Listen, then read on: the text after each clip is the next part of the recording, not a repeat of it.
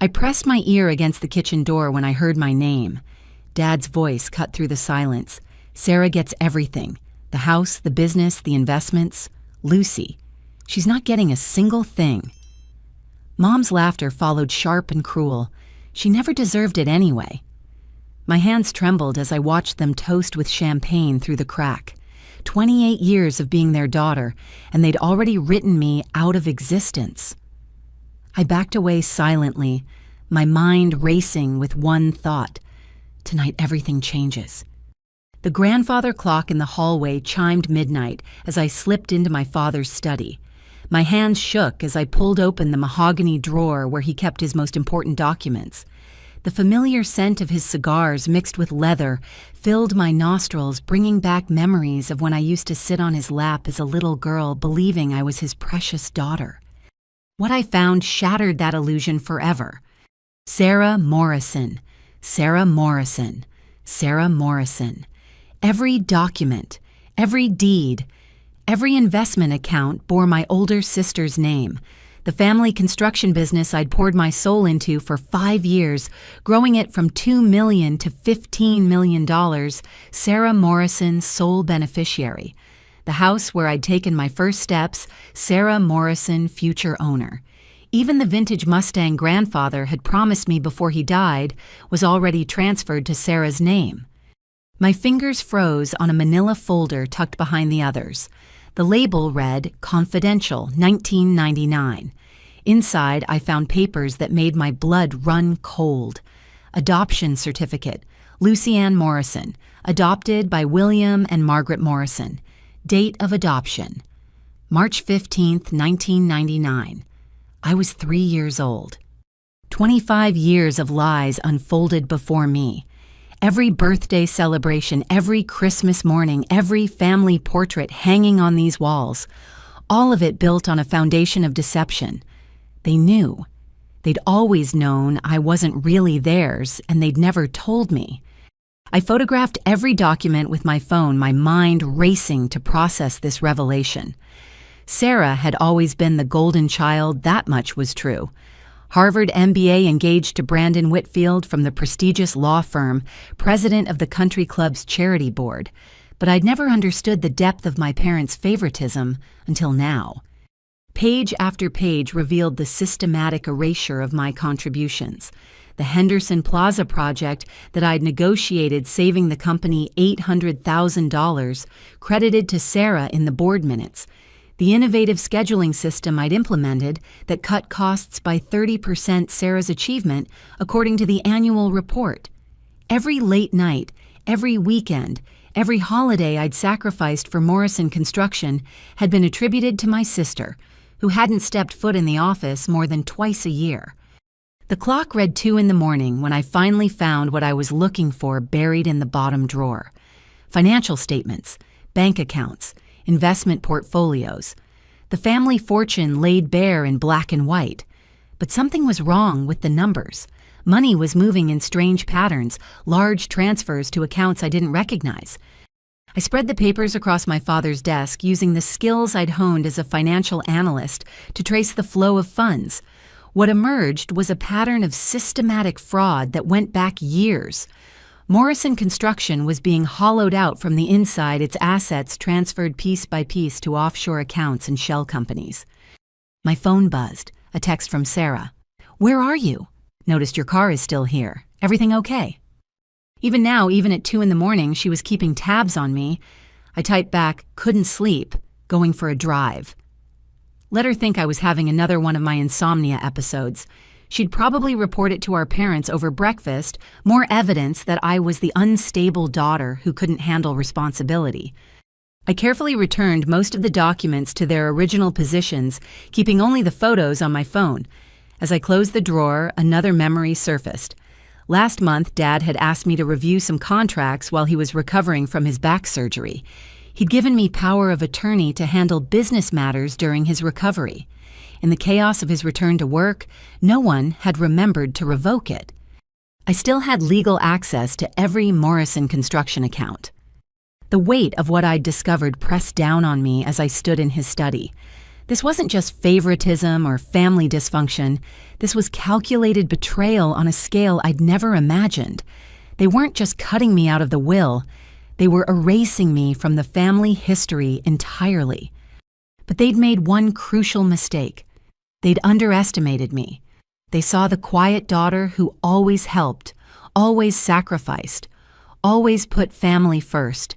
They didn't see the financial analyst who could read patterns in numbers like others read words.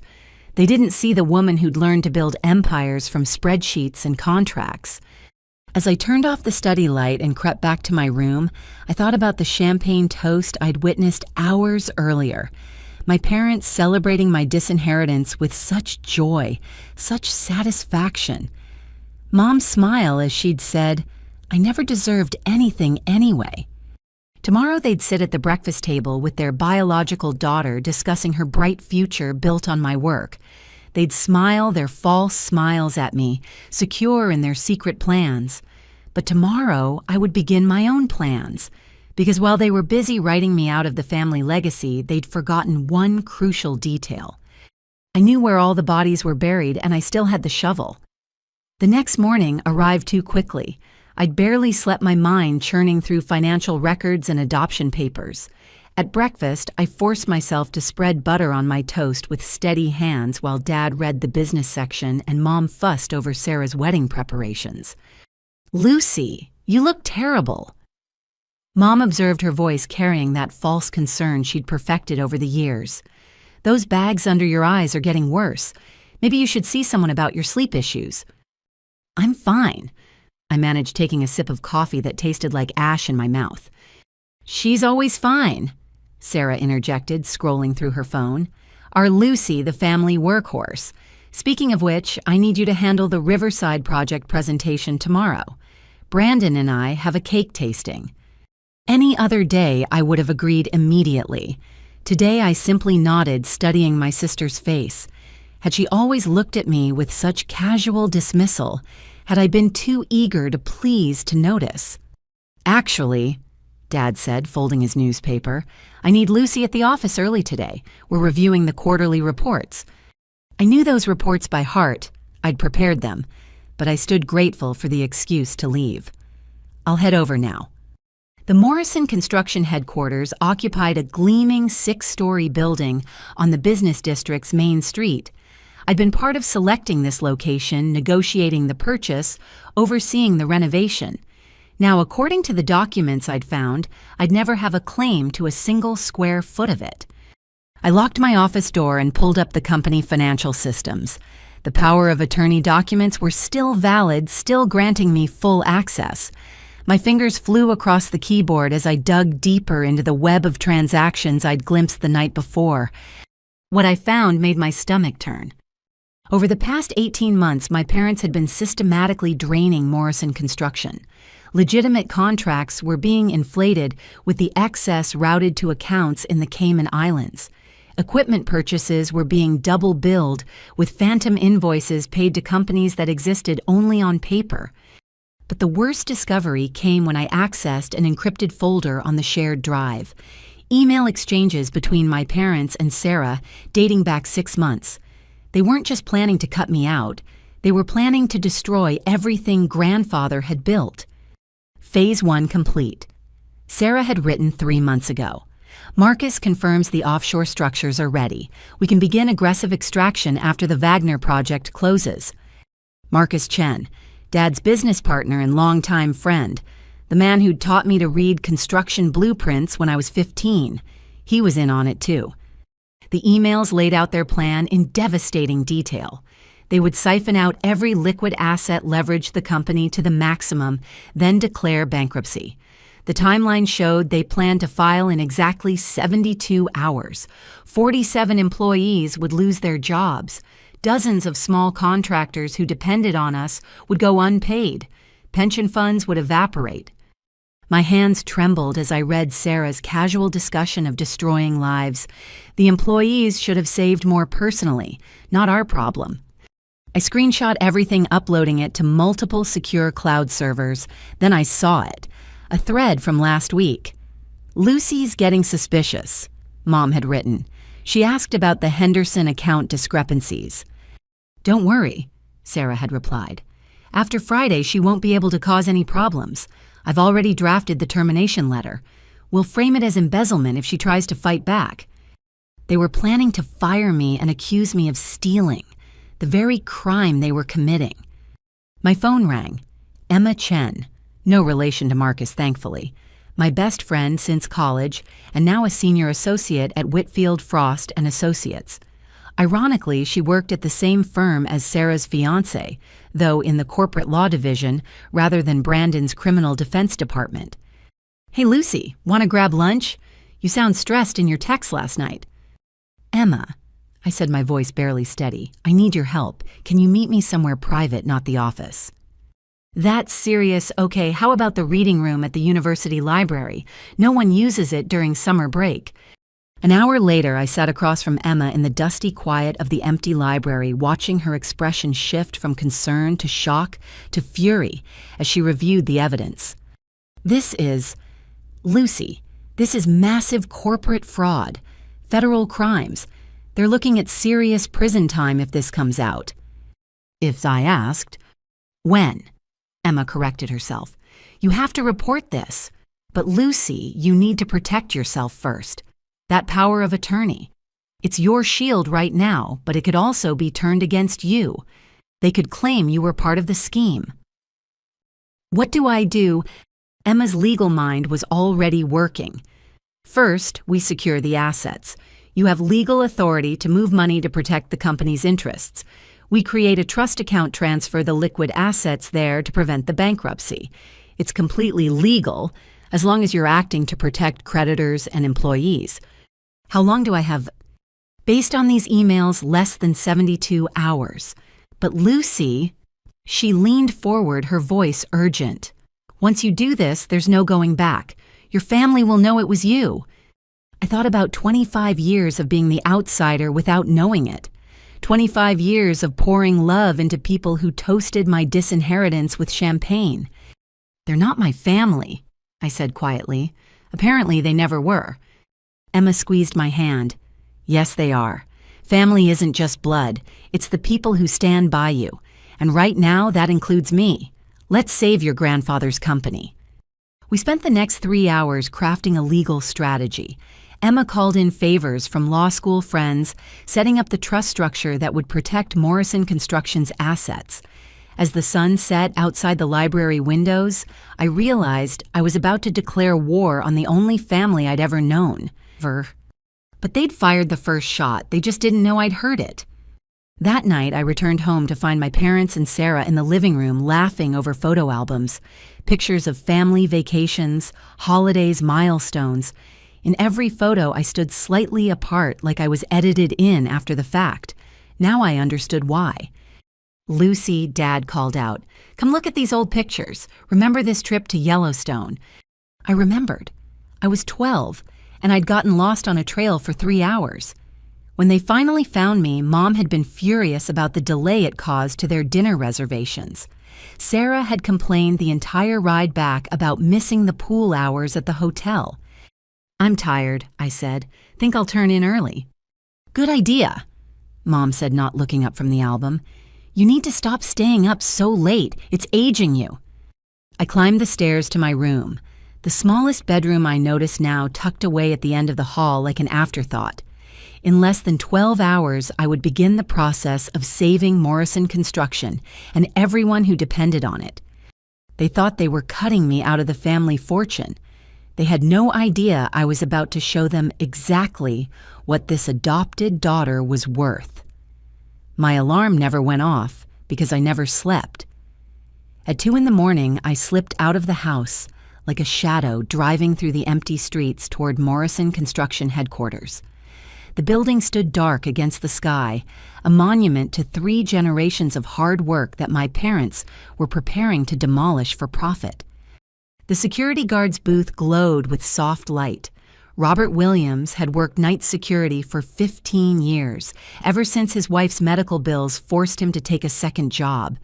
I'd helped his daughter Maria with her college applications last year, writing recommendation letters that helped her get into State University's engineering program.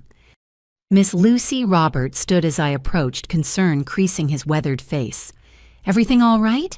You're here awful early, even for you." "Just need to handle some urgent paperwork," I said, forcing a smile. "Big presentation tomorrow." He buzzed me in without question. Trust. Something my family had never truly given me, freely offered by a man who worked nights to pay for his wife's cancer treatments. The executive floor felt different in the darkness. I moved through the halls I'd walked thousands of times past the conference rooms, where I'd pitched ideas that built this company's value toward the servers that held our financial future. I logged into the system with my credentials, my power of attorney documentation ready if challenged by any digital safeguards. The accounts opened before me like a map of betrayal. $3.2 million sat in the operational accounts, money meant for payroll contractor payments and equipment purchases. By Friday, my parents planned to drain every cent. My fingers moved across the keyboard with practiced precision. First, I created the trust account Emma and I had established, naming it the Morrison Construction Employee Protection Trust. Then, transfer by transfer, I began moving the money. Each transaction meticulously documented, every dollar accounted for, all of it legal, under my authority to protect the company's interests. As the progress bars crawled across my screen, I heard footsteps in the hallway.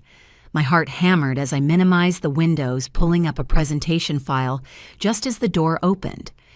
Robert stood there with a cup of coffee. "Thought you might need this. You look like you're settling in for a long one." "You're a lifesaver," I said, accepting the warm cup gratefully. He lingered in the doorway. "Miss Lucy, can I ask you something?" "Of course." "There have been rumors, people saying the company's in trouble. My pension, the other guy's pensions. They're safe, right?" The weight of 47 families pressed on my shoulders, men and women who'd built their futures on the Morrison name, never knowing the Morrisons were preparing to abandon them. "Robert," I said carefully, "have I ever lied to you?" "No, ma'am. You've always been straight with us." "I'm not going to start now.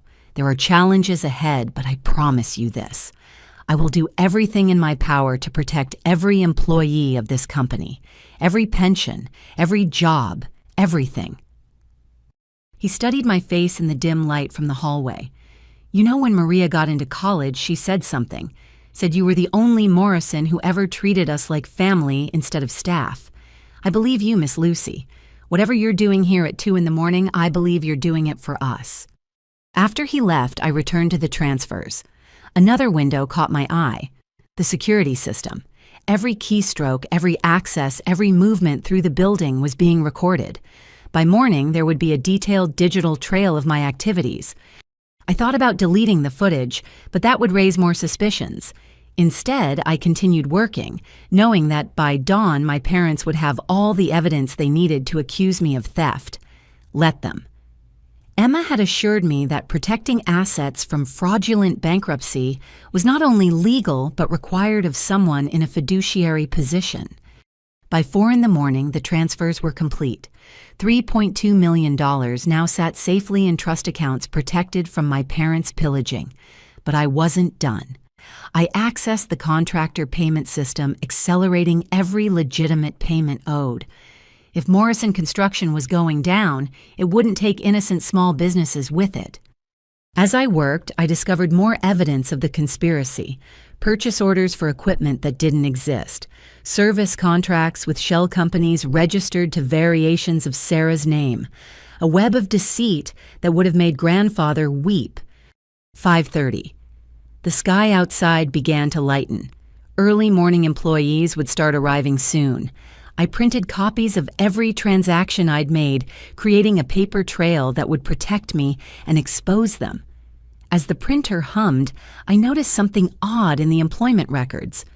47 employees, but the payroll showed payments to 63 people, 16 ghost employees drawing full salaries and benefits to accounts that traced back to, I shouldn't have been surprised, Sarah Morrison.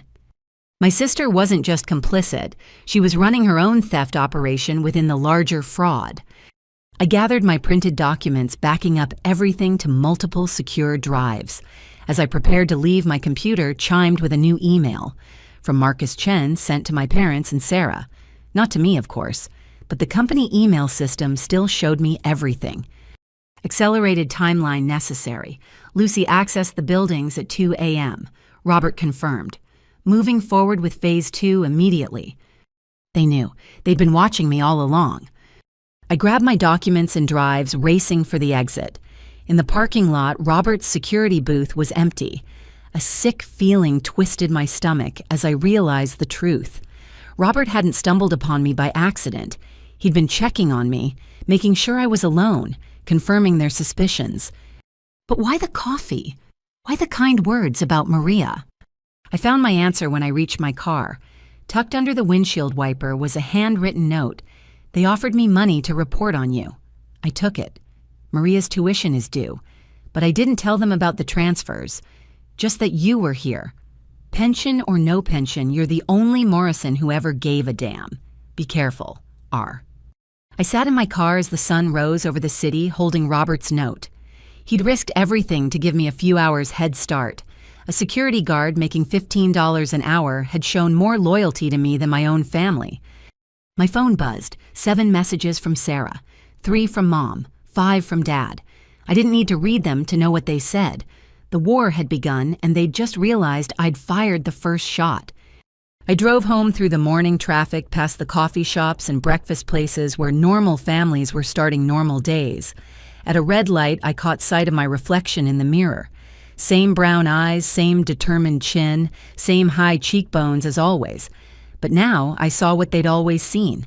A face that didn't quite match the family portraits a genetic stranger they'd been forced to tolerate. The house was in chaos when I arrived. Dad paced the living room phone, pressed to his ear, shouting at someone about unauthorized transfers. Mom sat at the kitchen table laptop, open, her face pale with fury. Sarah stood by the window, perfectly dressed as always, but her hands shook as she typed on her phone. They all turned when I walked in. Lucy. Dad's voice was deadly calm, the eye of the hurricane. We need to talk about your late-night visit to the office. I set my purse down, carefully meeting his eyes. Yes, I said simply, we do. For the first time in 28 years, I wasn't the grateful adopted daughter. I wasn't the helpful sister or the dedicated employee. I was the woman who'd just saved 47 families from financial ruin. And they all knew it. Sit down, Dad commanded, pointing to the living room couch like I was a misbehaving child. I remained standing. I'll stand, thanks. Mom's fingers flew across her laptop keyboard. 3.2 million, William. She moved 3.2 million. I secured company assets in a protection trust, I said calmly, as was my fiduciary duty under the power of attorney you granted me. Sarah laughed, but there was no humor in it. Fiduciary duty you stole from us. Interesting choice of words, Sarah. I pulled out my phone, scrolling to the screenshots. Speaking of stealing, can you explain the 16 ghost employees on our payroll, the ones whose salaries go directly to accounts under your name? The room went silent. Sarah's perfectly composed mask slipped for just a moment, revealing something ugly underneath. I don't know what you're talking about, she said. Really? So you don't know about Maria Sanderson, the fictional marketing manager making $80,000 a year, or James Patterson, not the author, of course, our non-existent site supervisor. Mom stood up, her face flushed. How dare you access those records? How dare I felt 28 years of suppressed anger rising. How dare you plan to destroy grandfather's company? How dare you steal from employees who trusted us? How dare you toast with champagne while plotting to leave me with nothing? You were never supposed to hear that, Dad said quietly. No, I was never supposed to know any of it, including the fact that I'm adopted. The silence that followed felt like a physical weight. Sarah's eyes darted between our parents, and I realized she'd known all along. Of course she had. When were you going to tell me? I asked. Or was that another secret you planned to take to your graves? It wasn't relevant, Mom said coldly. We raised you, fed you, educated you. You should be grateful. Grateful. I tasted the word like poison. Tell me when you were teaching me to be grateful, was that before or after you started crediting all my work to Sarah? The doorbell rang, cutting through the tension. Sarah answered it, and my stomach dropped when Brandon walked in. Her fiancé, the criminal defense lawyer, dressed in his $1,000 suit with his briefcase in hand. Lucy, he nodded professionally. I'm here in my capacity as the family's legal counsel. Since when do you represent the family? I asked. Since 5 minutes ago, Sarah said, wrapping her arm through his. Brandon's going to handle this little situation. Brandon set his briefcase on the coffee table with practiced precision. Lucy, what you've done constitutes theft. Return the money now and we can handle this privately. Continue this path and we'll have no choice but to involve law enforcement. I studied Brandon's face. Harvard Law, top of his class, youngest partner at Whitfield Frost and Associates. Also the man who'd been dating my sister for 3 years and still hadn't noticed she was embezzling from the company. Brandon, I said slowly, did Sarah tell you about her interesting payroll additions? His brow furrowed. What payroll additions?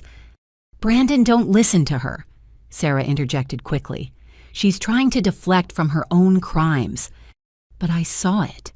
The flicker of doubt in his eyes. Brandon was many things, but he wasn't stupid. Before you threaten me with law enforcement, I continued, you might want to review the employee records, specifically the ones Sarah manages. You know, as head of human resources. Sarah's grip on Brandon's arm tightened. She's lying. She's always been jealous of me. Jealous? I pulled up the evidence on my phone. Brandon, I'm sending you something. Just look at it, for your own sake. His phone chimed. I watched his face as he read, saw the color drain from his perfect complexion. His eyes lifted to meet Sarah's. 16 fake employees. His voice was barely a whisper. Brandon, baby, I can explain. $900,000 a year in fraudulent payroll. His professional composure cracked. Sarah, this is federal wire fraud, multiple counts. Dad stepped forward. Brandon, you work for us now, attorney-client privilege. No. Brandon stepped away from Sarah, his hands shaking. I can't be party to this. Sarah, is this real? Sarah's mask finally shattered completely. You don't understand, it was temporary. I was going to pay it back after we restructured the company. Restructured. Brandon's voice rose. You mean after the bankruptcy? Sarah, that's not restructuring, that's... He stopped, his legal mind catching up. Oh my God, you're planning a fraudulent bankruptcy. Brandon, please. Sarah reached for him, but he backed away. I need to think, he said, gathering his briefcase. I can't be here. Brandon, Sarah called after him, but he was already at the door. He paused, turning back to look at me. Lucy, I had no idea about any of it. I'm sorry. Then he was gone, leaving Sarah standing in the doorway like a statue. When she turned back to us, her perfect composure had transformed into something feral. You ruined everything, she hissed at me. I ruined everything. I laughed, but it came out broken. You've been stealing for who knows how long. You're having an affair with Marcus Chen. What? The word exploded from Dad. Sarah, you're not with Marcus. Sarah's face went white. In her rage, she'd forgotten our parents didn't know about that piece of the puzzle. Oh, I said softly. They didn't know about Marcus. Brandon told me yesterday, but I guess he found out before them. Mom sank into her chair. Sarah, tell me that's not true. Marcus is married. He's your father's business partner. Marcus understands me, Sarah said defensively. He sees my vision for the company. Your vision. Dad's voice was dangerous now. What vision involves stealing from your own family's business? Our family's business, Sarah laughed wildly. Lucy's not even family. She's some random kid you felt guilty about taking in. I'm your real daughter. I deserve everything. The words hung in the air like shattered glass. Even my parents looked shocked at the venom in her voice. I built my whole life around being the perfect daughter. Sarah continued, her carefully styled hair coming loose. Perfect grades, perfect college, perfect engagement. And for what? So you could give half of everything to her. She pointed at me. The charity case? Sarah, Mom said weakly, you're upset. You don't mean... I mean every word. Do you know what it's like growing up with St. Lucy? Always so helpful, always so dedicated. Why can't you be more like your sister, Sarah? Well, I found my own way to get what I deserved. By stealing, I asked. By betraying Brandon, by planning to destroy 47 families who did nothing wrong. By taking what's mine, Sarah screamed. All of it should be mine. I'm the real Morrison. Her phone rang. Marcus's name flashed on the screen. She answered it, turning away from us. What do you mean the transfers won't go through? Her voice was panicked. The trust is locked. How is that possible? She listened, her face growing paler with each word. When she hung up, she looked like she'd seen a ghost. The FBI, she whispered.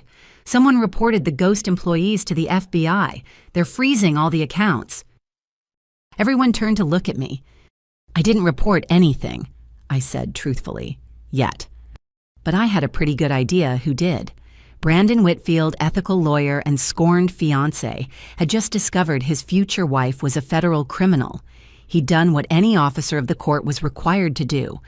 Sarah sank onto the couch. Her designer dress wrinkled her perfect life, unraveling thread by thread. This isn't happening, she muttered. This isn't how it was supposed to go. Mom moved toward her, then stopped, caught between her two daughters. One biological one adopted both disappointments in different ways. Dad stood, frozen phone in hand, probably calculating how quickly this would spiral beyond their control. The grand plan to gut Morrison Construction and retire rich had just collapsed, brought down by the daughter they'd written off. I'm going to my apartment, I said, heading for the door. Emma Chen is my attorney. Any further communication can go through her. Lucy, wait, Dad called out, but I didn't stop. As I reached my car, I heard the sound of sirens in the distance. They might be heading anywhere, but somehow I didn't think so. The war I'd started at 2 a.m. had just claimed its first casualties, and we were only getting started. The drive to my apartment gave me 20 minutes to process what had just happened. Sarah's mask hadn't just slipped. It had shattered completely, revealing years of resentment and entitlement that ran deeper than I'd imagined. But as I pulled into my building's garage, my phone lit up with calls from 5 numbers I recognized immediately. James McCready, our senior foreman. Angela Torres, head of accounting. David Kim, project manager. Susan Walsh, office manager. And Thomas Rivera, our chief estimator. These weren't just employees. These were the people who'd built Morrison Construction alongside me, working 60-hour weeks to meet deadlines, sacrificing weekends to save projects. I answered James's call first. Lucy, thank God. His gravelly voice carried 20 years of construction sites. We need to talk, all of us. Can you meet? Where? Murphy's Tavern, back room, 1 hour. Murphy's wasn't a Morrison Construction hangout. It was a blue-collar bar 5 miles from the office where management never went. Smart choice. I arrived to find them already assembled around a scarred wooden table. 5 faces that had shaped my understanding of what Morrison Construction really was. Not the glossy corporate image my parents projected, but the sweat and dedication of people who built things that mattered. Sit, Angela said, pouring coffee from a thermos. You look like hell. Thanks, I managed a weak smile. It's been a morning. We know about the transfers, David said quietly. The trust account. Protecting the assets. My stomach tightened. How? Lucy. Susan leaned forward. We've known something was wrong for months. Angela noticed the strange transactions. David caught the inflated contracts. Thomas saw the equipment that never arrived. We've been documenting everything. Angela pulled out a thick folder. 18 months of evidence. Every suspicious payment, every ghost invoice, every shell company. We didn't know what to do with it until today. Why didn't you come to me sooner? I asked. Because we thought you might be part of it, James said bluntly. You're a Morrison. But when Robert called me at 5 this morning, told me what you did. He shook his head. No one planning to steal money protects it in an employee trust. I stared at the folder. You've been investigating my family. We've been protecting ourselves, Thomas corrected. 47 families depend on this company. When money starts disappearing, we notice. There's more, Susan said. She pulled out an envelope yellowed with age. Your grandfather gave this to James before he died. Said to only open it if the company faced bankruptcy. James slid the envelope to me. I think we're there. My hands trembled as I broke the wax seal. Grandfather's handwriting, shaky but determined, filled 3 pages. But it was the attached document that stopped my breath. A codicil to the original company charter properly notarized and witnessed. In the event of bankruptcy proceedings, ownership would automatically transfer to Lucy Ann Morrison, my true heir in spirit, if not in blood. He knew, I whispered. He knew I was adopted. Read the letter, Angela urged. My dearest Lucy, if you're reading this, then my worst fears have come true. My son has chosen greed over honor, and Morrison Construction faces its darkest hour. I've watched you grow from that scared 3-year-old Patricia brought to our door to a woman of integrity and strength. Blood doesn't make family. Character does. You've shown more dedication to our legacy than William ever has. The attached document is my failsafe. I had Judge Harrison draft it secretly after I noticed the first signs of William's greed. It supersedes all other claims and cannot be contested if properly executed during bankruptcy proceedings. You are not my granddaughter by blood, but you are my chosen heir. Save our company. Save our people. Be the Morrison I always knew you could be. All my love, grandfather. Tears blurred my vision. Even from beyond the grave, grandfather was still protecting me. There's a catch, David said gently. The codicil only activates during formal bankruptcy proceedings.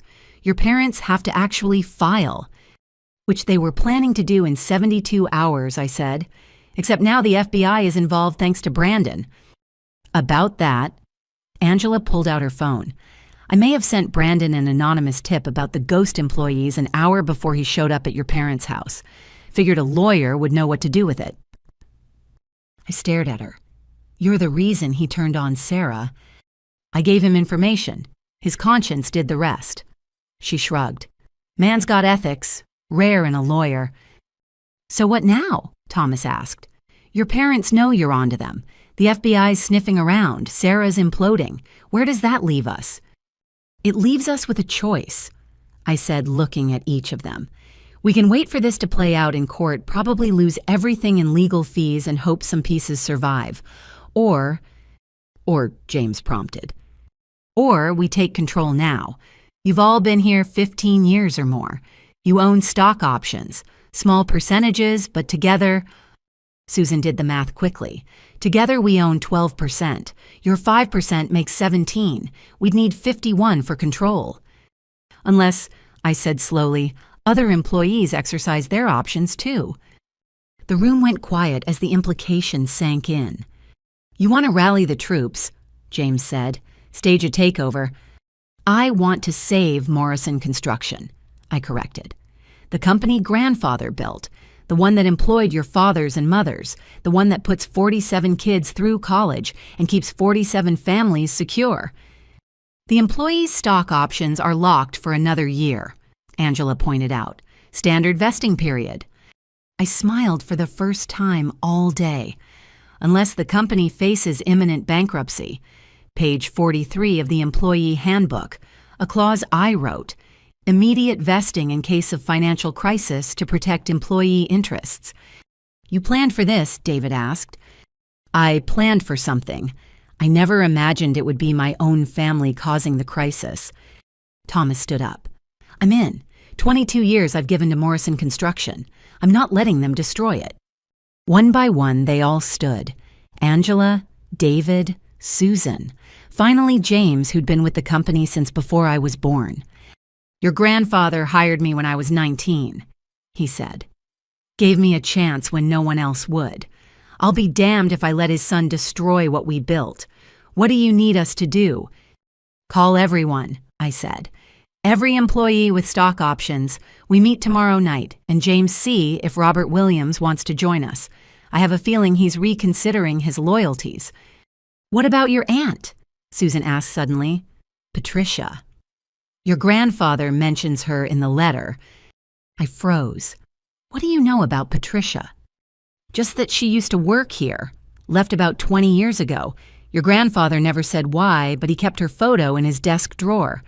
Always seemed sad when he looked at it. Patricia Morrison. Another piece of the puzzle I hadn't known existed. I'll find her, I said. If she's still alive? Oh, she's alive, Angela said. She sends a Christmas card to the office every year. Never a return address, but the postmarks are from Seattle. Seattle. 3 hours away. Close enough to watch from a distance, far enough to stay hidden. As we prepared to leave, James pulled me aside.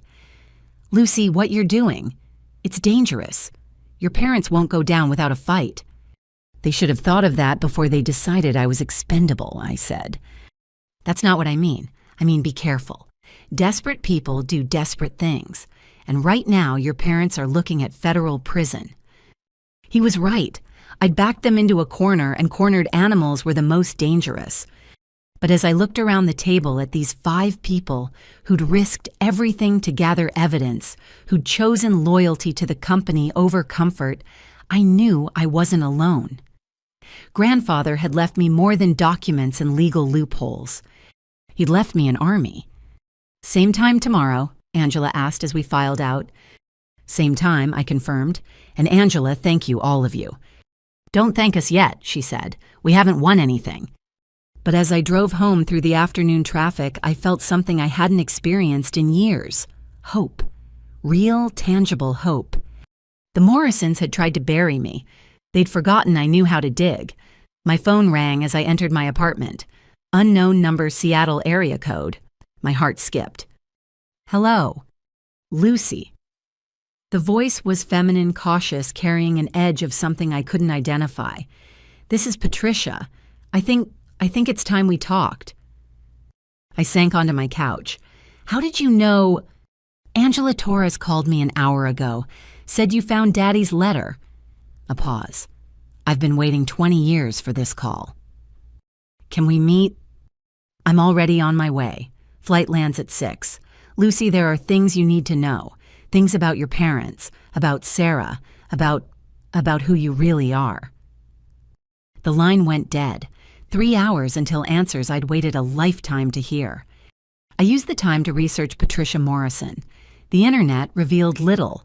A LinkedIn profile showing she ran a consulting firm in Seattle, some charity work, a few professional headshots.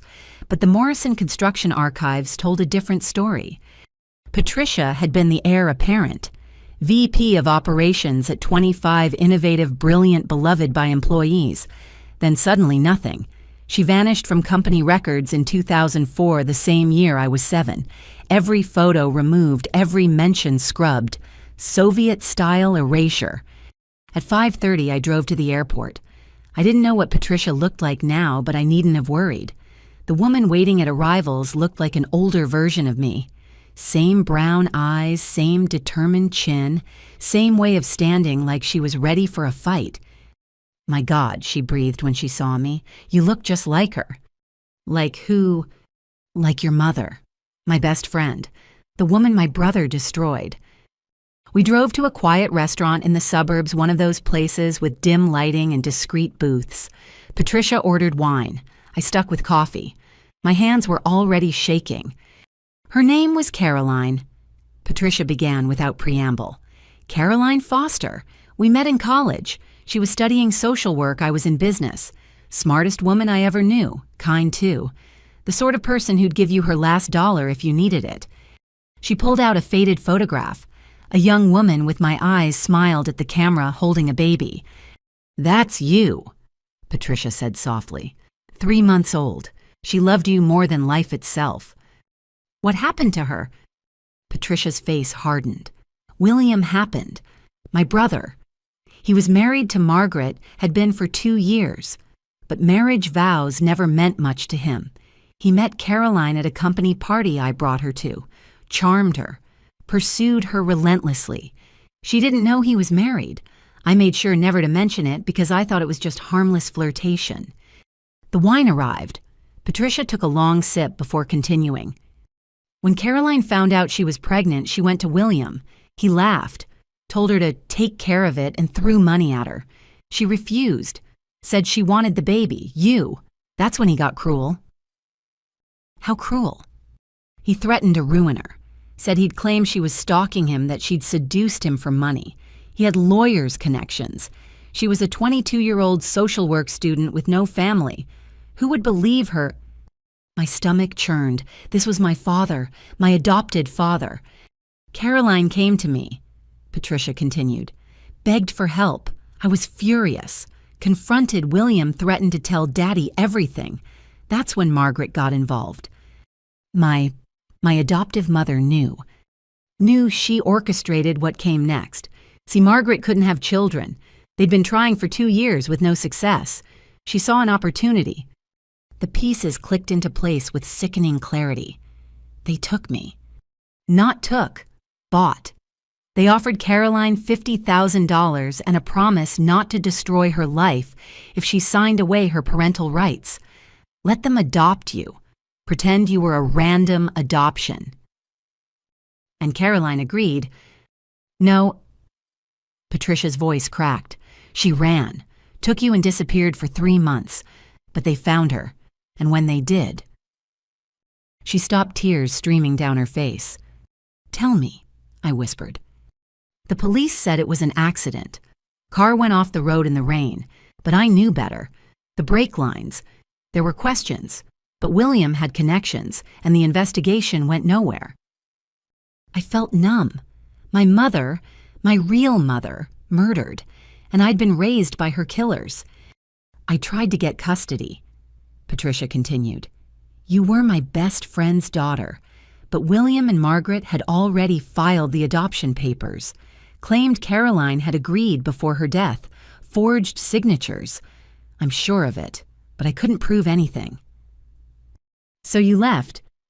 I stayed 2 more years, watched you grow, tried to protect you from the worst of it. But when Margaret got pregnant with Sarah, she laughed bitterly. Suddenly they had their real daughter. You became the spare, the reminder of William's indiscretion. I couldn't watch anymore. All these years, I said slowly, you knew and you never told me. I sent letters, cards on your birthday. They all came back unopened. I hired lawyers, but William threatened to destroy my business if I contacted you. I've been waiting, Lucy, waiting for you to be old enough, strong enough to hear the truth. Do you have proof about Caroline's death? Patricia pulled out a thick envelope. 20 years of investigation, private detectives' accident reports, witness statements. Not enough for court, but enough to know. Your parents aren't just thieves, Lucy. They're murderers. I stared at the envelope. Evidence of a crime 2 decades old. My entire life built on blood and lies. There's more, Patricia said. The $50,000 they were supposed to pay Caroline, I found the canceled check, made out to cash deposited the day after her death. They kept the money they'd promised to a dead woman. Does Sarah know? About Caroline? No. But she knows you're not Margaret's biological daughter. Has known since she was 16. Overheard an argument between your parents. That's when she started viewing you as competition to eliminate. We sat in silence as the restaurant filled with evening diners. Normal people living normal lives, unaware that at our booth, a lifetime of lies was unraveling. I have a DNA test, Patricia said suddenly. Had it done years ago when you were in high school. Managed to get a hair sample at a family gathering. You're definitely Caroline's daughter. And Lucy, you have grandparents, Caroline's parents. They're still alive, living in Florida. They think their daughter died in college. They don't even know you exist. More family, blood family who didn't know I was alive. Why now, I asked. Why reach out now? Because Angela Torres told me what you did, protecting the company, standing up to them. You're not the scared little girl I had to leave behind. You're strong enough now, strong enough to know the truth and decide what to do with it.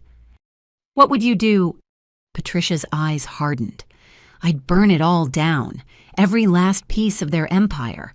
I'd take Morrison Construction and rebuild it into something Daddy would be proud of. And I'd make damn sure William and Margaret paid for what they did to Caroline. Help me, I said. You know the company, you know the players. Help me save it. I've been waiting 20 years to hear those words. She raised her wine glass. To Caroline Foster, and to the daughter who's going to get the justice she never could.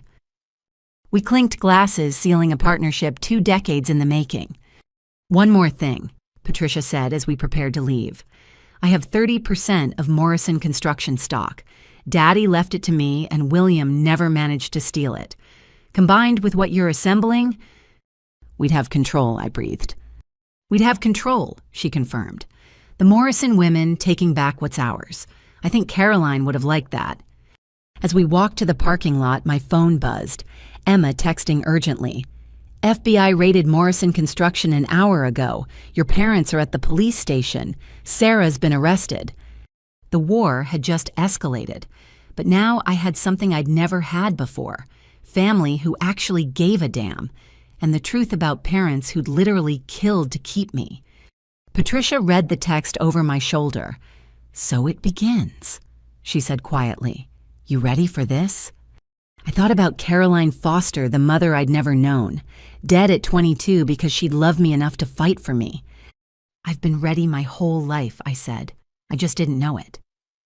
Patricia checked into a hotel downtown, but we met at Emma's law office at midnight. The city lights glittered through the conference room windows as Emma spread documents across the mahogany table.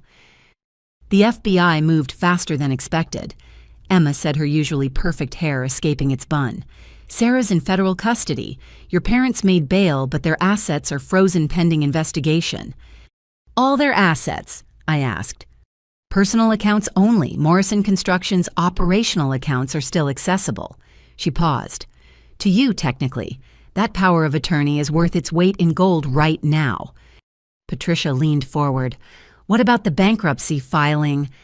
Can't happen with the FBI investigation active, which means grandfather's codicil won't trigger. I finished.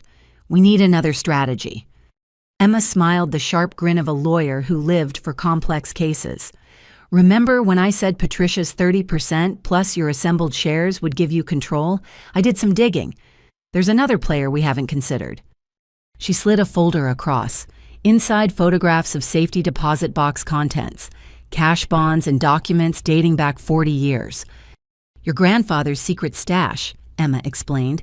Patricia gave me access. $500,000 in bearer bonds completely untraceable. But more interesting is this. A stock certificate, Morrison Construction, 15% held in trust. For the firstborn grandchild of William Morrison, I read. That's Sarah. No, Patricia corrected. That's you. You're 3 months older than Sarah. Legally, you're the firstborn grandchild. But the adoption doesn't matter. The trust specifies grandchild, not biological grandchild. Your grandfather wrote this before Sarah was even conceived. He meant it for you. 15 plus 30 plus 17 from the employees, 62%, total control. There's a catch, Emma warned. The trust requires a board vote to transfer. And guess who sits on the board? William and Margaret Morrison, I said. They'll never vote for it. They will if the alternative is federal prison, Patricia said coldly. We offer them a deal. Sign over control, step down quietly, and we don't pursue Caroline's murder. I stared at her. You want to let them get away with killing my mother? I want to give them a choice. Prison for financial crimes they definitely committed, or freedom in exchange for everything they stole. Either way, they lose Morrison Construction. My phone rang. Robert Williams, the security guard. Miss Lucy, you need to know something. Your father was here an hour ago with Marcus Chen. They were shredding documents. I tried to stop them, but Are they still there? No, but I made copies before they destroyed everything, hidden in my booth.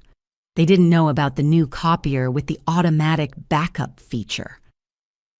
Robert, you beautiful genius. Can you meet us there in 20 minutes? Already on my way. We drove through empty streets, 3 women united by purpose. The Morrison construction building loomed dark except for the security lights. Robert met us at the entrance, a box of papers under his arm. They were destroying everything related to the offshore accounts, he said, handing over the documents. But the copier cached it all. Every transaction, every shell company, every... He stopped staring at one page. Miss Lucy, look at this. A bank statement from the Caymans, deposits totaling $8 million. But the signatures authorizing the transfers weren't my parents'. They were Sarah's, every single one.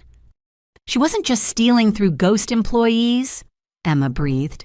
She was running the entire offshore operation. For how long? I asked. Patricia checked the dates. 3 years, since before she got engaged to Brandon. My God, she's been planning this since she was 27. We commandeered the conference room, spreading evidence across the table like generals planning a campaign. By dawn, we had the complete picture. Sarah hadn't just been complicit, she'd been the architect. My parents were greedy, but their daughter was the true mastermind. This changes everything, Emma said. Sarah's looking at 20 years minimum. Your parents might actually be victims in some of this. Victims who were planning to disown me and destroy the company, I reminded her. True, but courts like clear villains. Sarah just became that villain. My phone buzzed, Brandon Whitfield texting, "Can we meet? I have information about Sarah you need to hear." We met him at a 24-hour diner where he looked like he'd aged 5 years overnight. His perfect suit was wrinkled, his Princeton tie loosened. "I've been going through everything," he said without preamble. "Every document she left at my apartment, every email, every text. How did I not see it?" "Love makes us blind," Patricia said, not unkindly. She had accounts I never knew about, credit cards and fake names. She's been living a complete double life. He pulled out a tablet. But the worst part is this. Security footage from his apartment building. Sarah entering with Marcus Chen. Timestamp 2 months ago. "She gave him a key," Brandon said quietly, "to our home. While I was at legal conferences, they were... I'm sorry, I said, meaning it. Whatever else Brandon was, he genuinely loved my sister. Don't be. You saved me from marrying a sociopath." He straightened, the lawyer reasserting itself. "Which brings me to why I'm here. I want to help. Pro bono. Consider it penance for not seeing what was right in front of me." Emma and Brandon locked eyes, lawyer to lawyer. Some silent professional communication passed between them. "We could use criminal defense expertise," Emma admitted, "especially someone who knows Sarah's patterns." "There's something else," Brandon said. He pulled out a flash drive. Sarah kept recordings. Insurance, she called it. Conversations with your parents about the bankruptcy plan. With Marcus about the offshore accounts. She was building blackmail material on everyone. "Including you?" Patricia asked. "No, that's what's strange. She kept nothing on me, like she actually..." He stopped. "Like some part of her actually cared." I thought about my sister, the golden child who'd felt threatened by an adopted sibling. Had there been moments of genuine emotion buried under the manipulation, or was sparing Brandon just another calculation? "Will you testify?" Emma asked. "If needed. But Lucy, you should know. Your parents' lawyer called me yesterday. They want to make a deal." "What kind of deal?" "Complete transfer of Morrison Construction in exchange for you dropping all civil claims. They're scared, Lucy.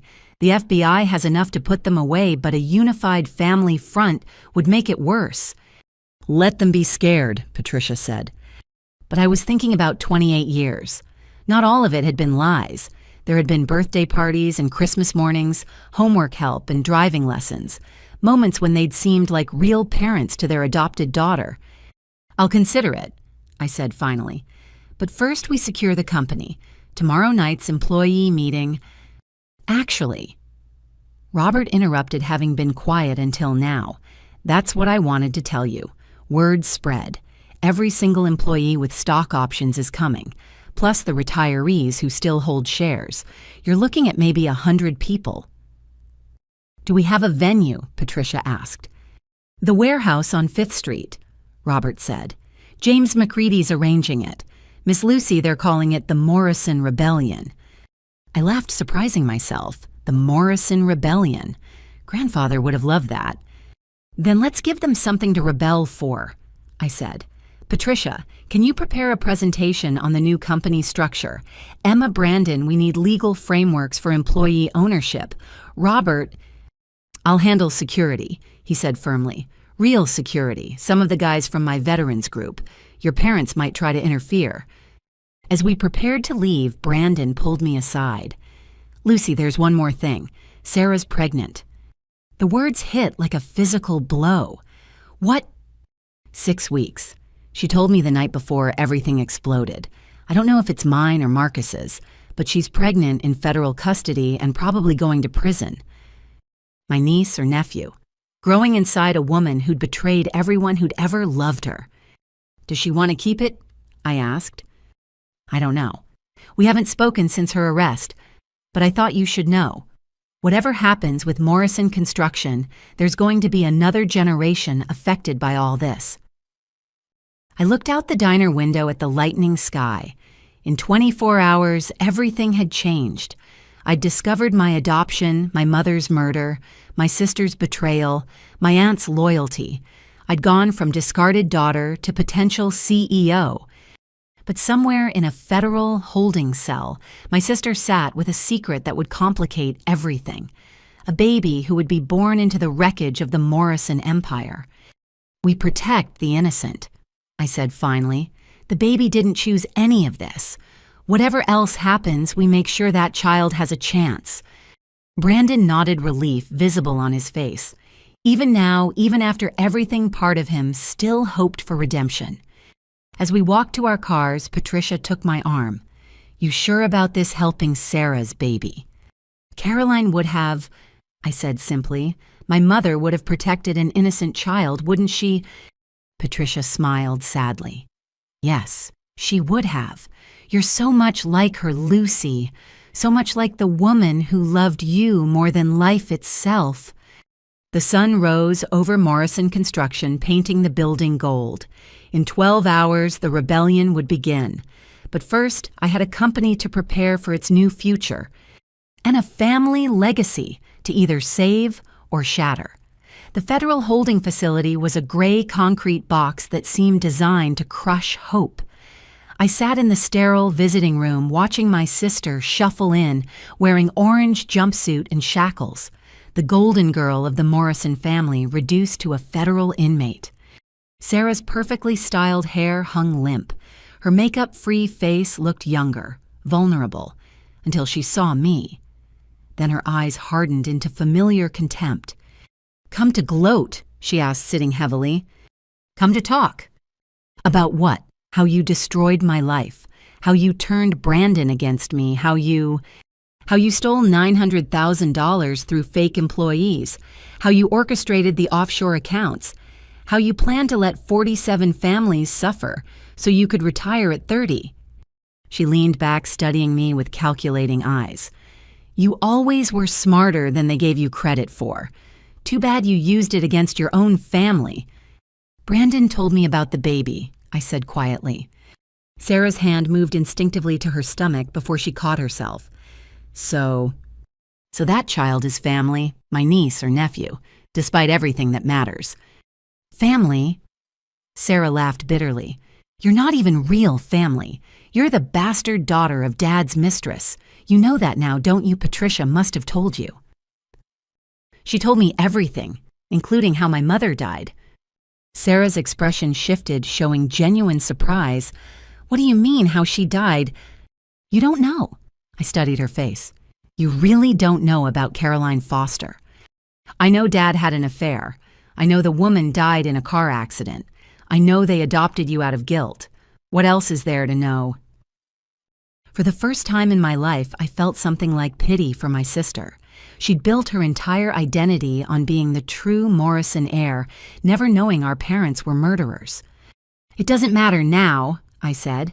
"What matters is Morrison Construction and your baby. I'm offering you a deal." "I'm listening." "Sign over any claim to the company. Testify truthfully about the offshore accounts. Who knew what, who participated. In exchange, I'll ensure your child is provided for. Trust fund education, everything they need." "And me. You're looking at federal prison either way, but cooperation might mean 5 years instead of 20. Sarah's mask finally cracked completely. "Do you know what it was like growing up as the Morrison princess while everyone whispered about St. Lucy? Why can't you be more like your sister?" Because my sister was perfect. Helpful, dedicated, selfless fucking Lucy. "I was trying to earn their love," I said quietly. "You already had it." "No, I had their expectations. Every achievement measured against yours. Every mistake proof I wasn't as good as the adopted daughter they kept comparing me to." "So you decided to steal—" "I decided to take what was mine." The words exploded from her. "Grandfather loved you more. The employees respected you more. Even Marcus." She stopped. "Marcus what?" "Marcus said I was just a prettier version of our mother. But you were the one who understood the business, who could talk to the workers, who had grandfather's vision." Tears streamed down her face. "Even my affair partner preferred you." The guard shifted, reminding us time was limited. "The deal's on the table," I said.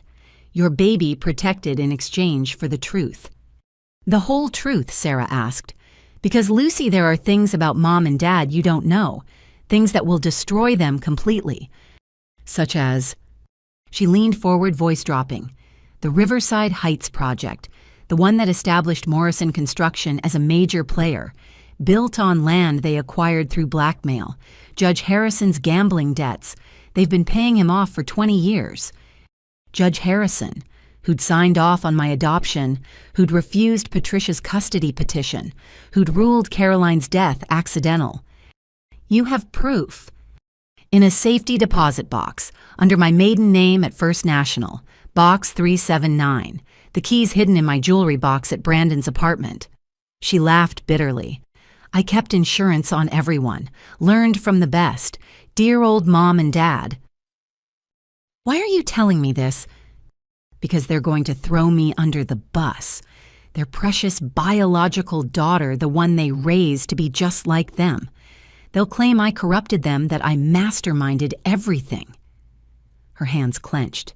"Maybe I did, but they taught me how." A knock on the glass. 5 minutes remaining. "There's something else," Sarah said urgently. "Mom's been calling someone, a number in Chicago. I heard Dad arguing with her about it. Said it was too dangerous, that he wouldn't stop at just money." "Who?" "I don't know, but Mom was scared, really scared. Said something about the Chicago problem coming back." Time was up. The guard approached. "The deal, Sarah, yes or no?" She stood, shackles clanking. "Get me a lawyer, a real one, not one of Dad's puppets. Then we'll talk." As the guard led her away, she turned back. "Lucy. The baby. I don't know whose it is, but if it's Brandon's—" Her voice broke. "Make sure they know their father was a good man, that he tried to do right. And if it's Marcus's, then God help them. They'll have the Chen ambition and the Morrison greed. They'll need you to teach them better." I left the facility with my mind reeling. Judge Harrison, blackmail, a mysterious threat from Chicago. My parents hadn't just killed my mother. They'd built their entire empire on corruption. In the parking lot, my phone rang. Angela Torres, frantic. "Lucy, we have a problem. Your parents just showed up at the warehouse. They're trying to stop the meeting." "How many people are with them?" "Maybe a dozen. Some board members, their lawyers. But Lucy, there are over 100 employees here. James and the guys are keeping them out, but it's getting heated." "On my way," and Angela called Patricia. "Tell her to bring the stock certificates. All of them." "You're doing it tonight. The transfer." They want a fight. I started my car. They'll get one. 20 minutes later, I pulled up to see a scene from a labor dispute documentary. Morrison Construction employees faced off against my parents and their entourage. Signs reading "Morrison Employees United" and "Save Our Jobs" filled the air. William Morrison stood at the front, his face purple with rage. "You're all fired, every last one of you." "You can't fire us," James McCready replied calmly. "We're shareholders. We have rights." That's when he saw me. My father, the man who'd raised me and murdered my mother, locked eyes with his adopted daughter. "You," he snarled, "you did this." I walked through the crowd, employees parting to let me pass. "No, Dad, you did this. 28 years ago when you killed Caroline Foster." The silence that followed was deafening. Margaret Morrison's face went white. Even their lawyers stepped back. "That's right," I continued, voice carrying across the lot. "I know everything. Caroline, the blackmail, Judge Harrison, the Chicago problem." "You know nothing," Mom whispered, but fear flickered in her eyes. "I know Sarah's willing to testify. I know you built Morrison Construction on blood and lies. I know you're both going to prison unless you make a deal." Patricia appeared beside me, briefcase in hand. Emma flanked my other side. Brandon emerged from the crowd. An army of supporters surrounded me while my parents stood increasingly alone. "Here's the offer," I said. "Sign over everything. The company, the assets, your voting rights. Resign from all positions. In exchange, we focus on the financial crimes. Caroline's case stays closed." "And if we refuse," Dad asked. "Then I use every resource at my disposal to investigate her death. Patricia's been collecting evidence for 20 years. The brake lines, the insurance policy you took out on her, the judge you paid off." "You're bluffing." I pulled out my phone, showing him a photograph. "Sarah's safety deposit box. Everything you taught her about keeping insurance, she learned well." The fight went out of him like air from a punctured tire. Behind him, board members whispered urgently, distancing themselves from the toxic Morrison name. "Margaret," he said quietly, "it's over." "No." Mom stepped forward. "I won't let this bastard child take everything you want to know about Chicago fine. Your real father is—" "Margaret, stop," Dad grabbed her arm. But she wrenched free, madness in her eyes. "Vincent Torino, Chicago mob family. Your precious Caroline was his mistress before William. She came here running from him, pregnant with his child. You're not just a bastard, you're mafia spawn." The crowd recoiled. Even I staggered, but Patricia laughed. "Is that the best you can do? Caroline Foster was a virgin when she met William. I have the medical records from her first prenatal appointment. Nice try, though." Mom's lie collapsed, taking her last weapon with it. She sagged against Dad, finally defeated.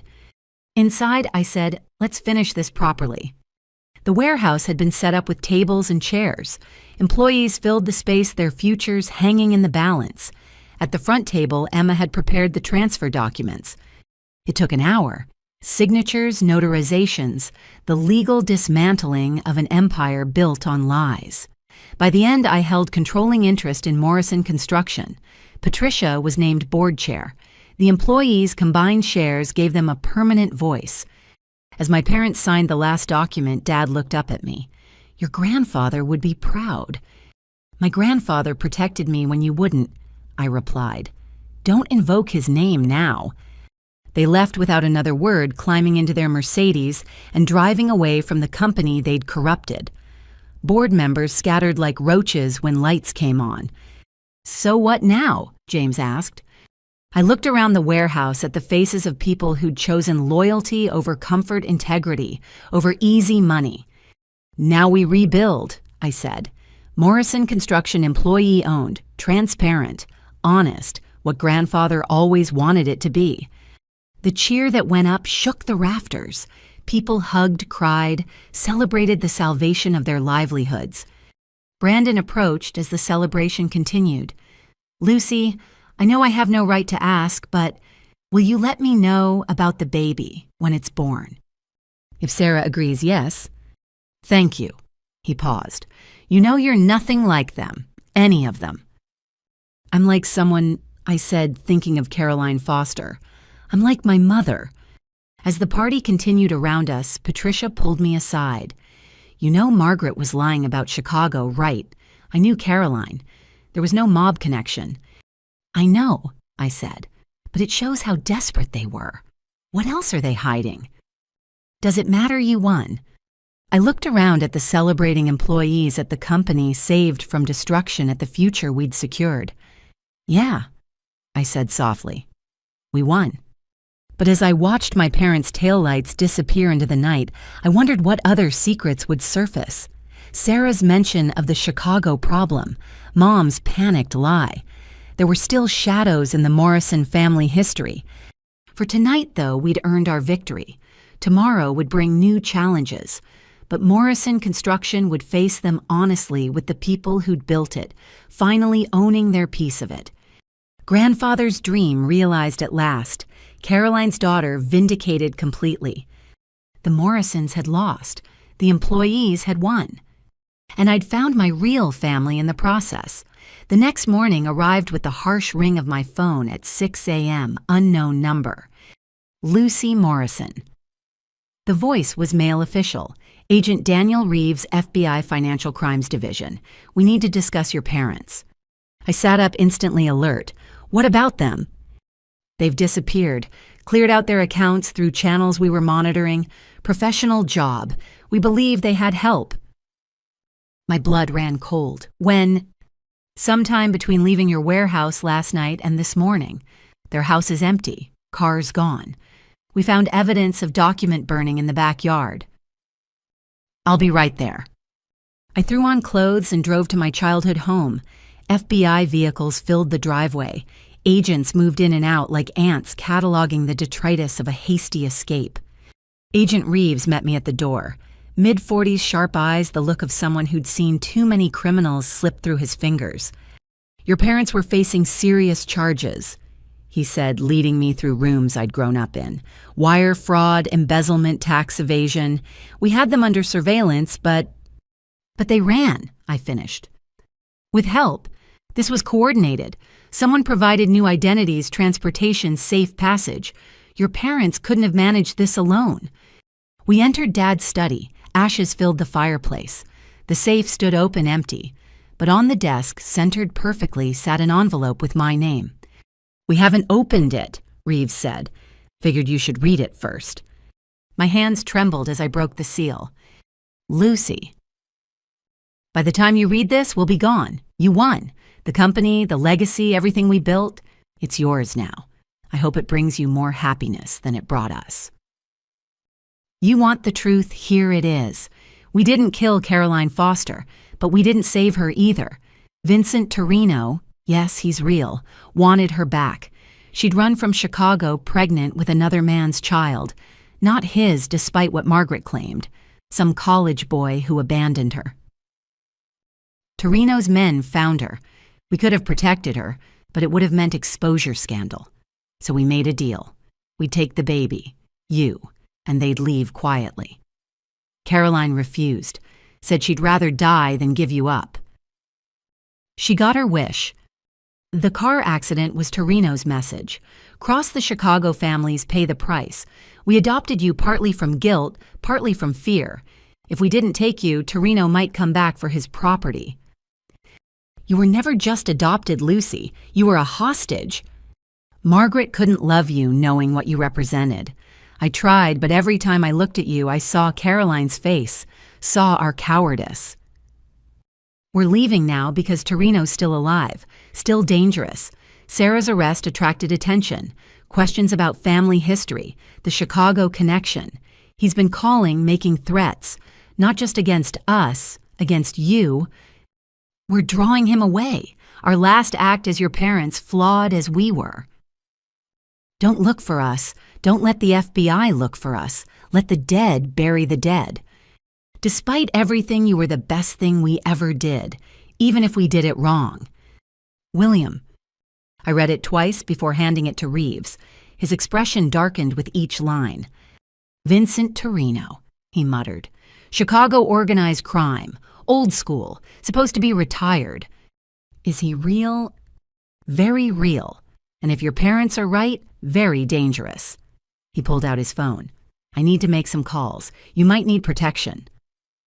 I wandered through the house while he coordinated with Chicago field offices. Every room held memories now tainted by truth. The kitchen where I'd heard them planning my disinheritance. The living room where they'd lied for 28 years. Sarah's room preserved like a shrine. In my parents' bedroom, I found Mom's jewelry box, overturned valuable pieces left behind in their haste. But tucked in the back of her closet, I discovered something that stopped my heart. A photo album I'd never seen. Pictures of Caroline Foster, young, beautiful, unmistakably my biological mother. But in several photos, she stood next to a man. Dark-haired, intense eyes, expensive suit, protective hand on her shoulder. Not Vincent Torino. I'd Googled him. Someone else. Someone who looked familiar in a way I couldn't place. "Lucy," Patricia's voice called from downstairs. "The FBI called me. Are you okay?" I brought the album down. Patricia's face went white when she saw it. "That's Anthony Torino," she whispered. "Vincent's son. He was killed in a gang war in 2001. The final piece clicked. Caroline wasn't running from Vincent. She was running from his son's death. She'd been Anthony's girlfriend. And when she got pregnant by someone else after his death, Patricia's voice trailed off. It was seen as betrayal. She was supposed to be the grieving girlfriend forever. Instead, she moved on fell for my father during her grief got pregnant. Agent Reeves returned face grim. "Chicago confirms. Vincent Torino's been asking about a woman named Caroline Foster, about her daughter. Your parents' arrest made news in Chicago. Torino knows you exist now. So my parents ran to protect me. Or to save themselves. Maybe both." He studied me. "We need to put you in protective custody." "No." The word came out firm. "I just saved Morrison Construction. I'm not abandoning it now." "Miss Morrison." "Agent Reeves. I've spent 28 years running from truths I didn't even know existed. I'm done running." My phone rang. Emma. "Lucy, you need to get to the office. Now. There's someone here demanding to see you. Says his name is Marcus Chen." Marcus. Sarah's lover, Dad's conspirator. The man who'd helped plan Morrison Construction's destruction. "On my way." "I'm coming with you," Reeves said. It wasn't a question. The Morrison Construction lobby was tense when we arrived. Marcus sat surrounded by security guards Robert had hired. He looked smaller than I remembered, his usual swagger replaced by desperation. "Lucy." He stood when he saw me. "Thank God. I need your help." "You need my help," I laughed. "After what you did?" "Your parents left me holding the bag. The FBI, the creditors, everyone's after me. But I have information about Torino, about what really happened to Caroline." Agent Reeves stepped forward. "Start talking." Marcus glanced around nervously. "Not here, somewhere private. Torino has eyes everywhere." We moved to the conference room. Emma, Patricia, and I sat across from Marcus, while Reeves stood guard. 28 years ago, Marcus began, "I was William's assistant. Young, ambitious, willing to do anything. When Caroline Foster showed up pregnant, begging for help, your father saw an opportunity." "What kind of opportunity?" Patricia demanded. "Margaret couldn't have children. They'd been trying expensive treatments. Caroline had what they wanted, a baby. But she also had what they feared, a connection to the Torino family." "So they made a deal," I said. "No, they made a trap." Marcus pulled out a flash drive. William recorded everything. Insurance, he called it. He staged the meeting with Torino's men, made it look like Caroline was willing to sell her baby. Of course she refused. Of course she ran. Right into the accident William had arranged. The room went silent. "He killed her himself." Patricia's voice shook. "Not directly, but he made sure Torino's men would follow her on that specific route that specific night.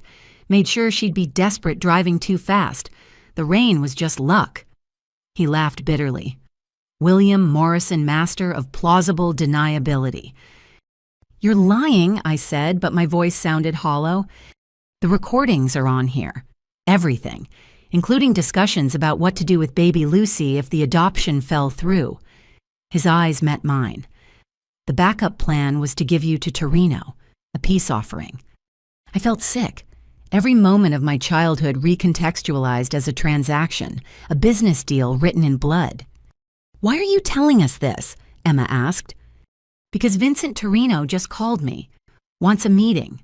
Wants to know about Caroline's daughter. I'm supposed to deliver Lucy to him. Over my dead body, Patricia snarled. That can be arranged, Marcus said quietly. You don't understand.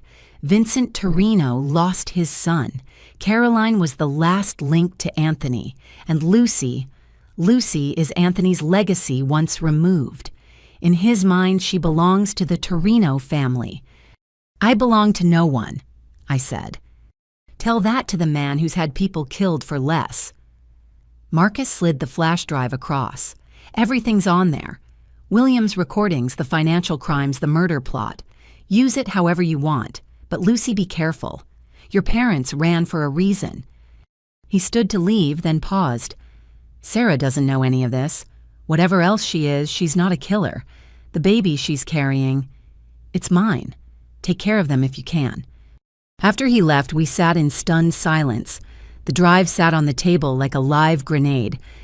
We have to listen to it, Emma said finally. No, I said. We turn it over to the FBI. Let them handle it. Lucy, Reeves said gently, this is evidence in your mother's murder. Don't you want to know E? I thought about Caroline Foster, the woman who'd loved me enough to die rather than give me up. Did I need to hear the details of how my adoptive parents had orchestrated her death? I know enough, I said. She loved me. They killed her. Everything else is just details. My phone buzzed. Unknown Chicago number. Don't answer that, Reeves warned. But I was tired of running from ghosts. I picked up. Lucy Morrison. The voice was old gravelly, carrying decades of cigarettes and authority. My name is Vincent Torino. I believe we need to talk about your mother. Which one? I asked. The one your son loved, or the one who raised me? A pause, then a sound that might have been a laugh. You've got spine. Caroline would have liked that. I'll be in Seattle tomorrow, the Fairmont Hotel penthouse suite. Come alone. And if I don't, then I'll come to you, and I won't come alone. The line went dead. Absolutely not, Reeves said immediately. You're not meeting with a known crime boss. But I was already thinking. Vincent Torino, the boogeyman my parents had fled from. The man who'd haunted 28 years of lies. Maybe it was time to face him. I'll go, I said. Lucy, no, Patricia grabbed my hand. This is insane. Is it, he could have had me killed any time in the last 28 years.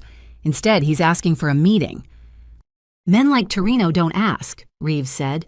They order. Then I guess we'll find out what he wants to order. I stood. In the meantime, we have a company to run.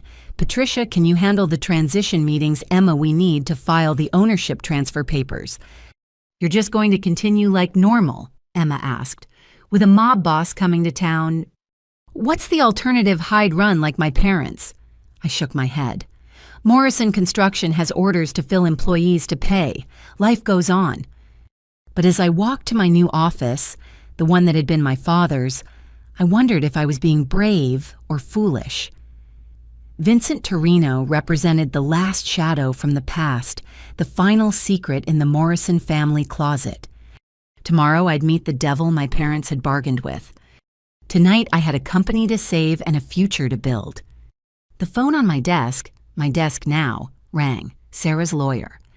Miss Morrison, your sister wants to make a deal. Full cooperation, all evidence, complete testimony. She has one condition.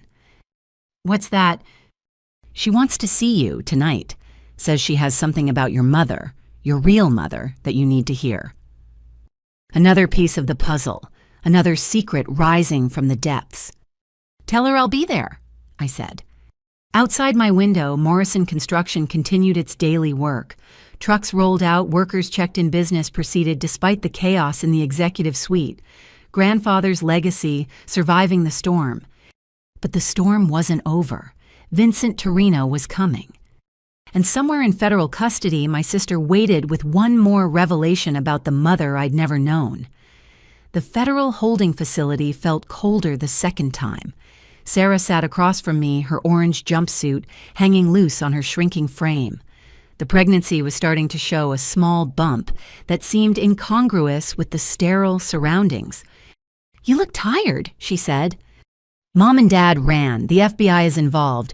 A Chicago crime boss is coming to town. So yes, I'm tired." Sarah's eyes widened.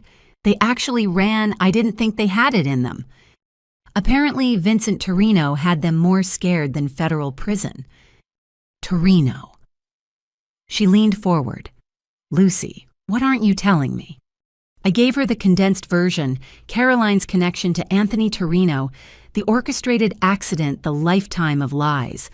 With each word, Sarah's face grew paler. "They killed her," she whispered. "Our parents actually killed someone." "She wasn't your mother," I reminded her. "No, but she was yours. And they—" She touched her stomach. "How do you raise a child after doing something like that?" "They didn't. Not really. They went through the motions, but they never truly raised either of us. Just managed us like assets in a portfolio." Sarah laughed bitterly. "Assets. That's all we ever were. You were the reminder of their crime. I was the biological validation. Neither of us were daughters. We were just props in their performance of family. Your lawyer said you had information about Caroline." "I do." She pulled out a piece of paper worn from folding. "I found this in Mom's private safe years ago. Kept it because I thought I could use it against you someday. Turns out it's the opposite." I unfolded the paper, a letter handwritten in fading ink. "Margaret, I know what you're planning. William told me everything. How you'll make it look like an accident. How you'll take my baby. I'm writing this as insurance. If something happens to me, this letter goes to the police.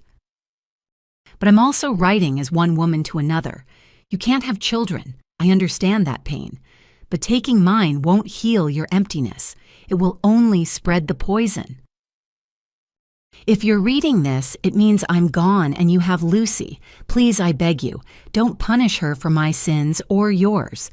Love her, not as a trophy or a reminder, but as the innocent child she is." I know about Anthony Torino. I loved him, but he's dead. Lucy's father is just a boy who was kind to me when I was grieving. No one special, no one who'll come looking. Let that be enough. Don't let your hatred of me poison her life. She deserves better than either of us. Caroline Foster. My hands shook. My mother had known. She'd seen death coming and tried to protect me even then. Mom kept this, I asked.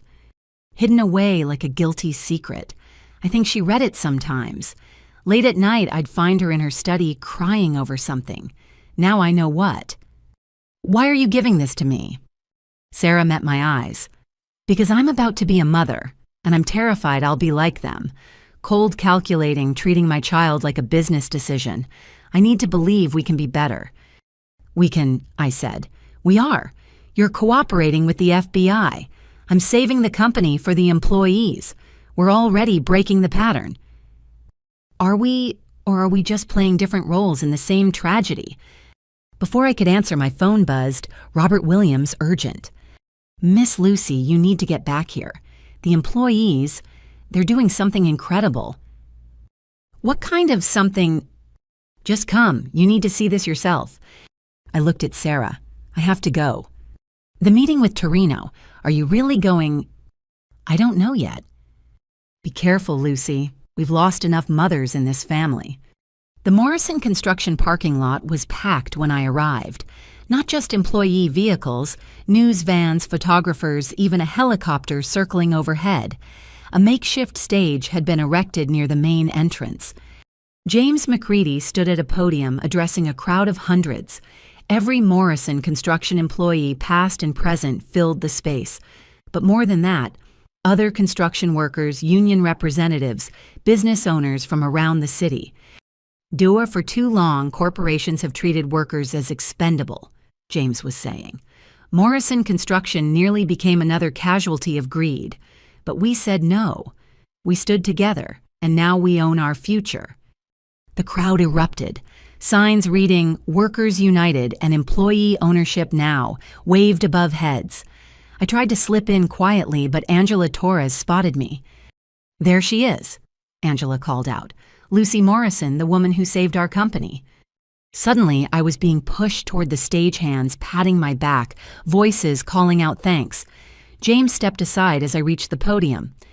"Speech," someone yelled. Then others took up the chant. "Speech, speech." I looked out at the sea of faces.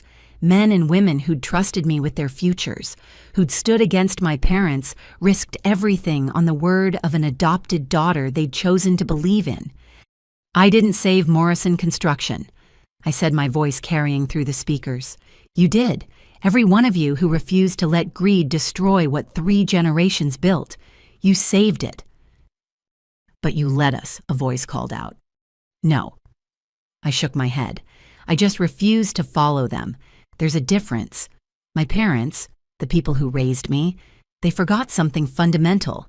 A company isn't stock prices or profit margins. It's people. It's families.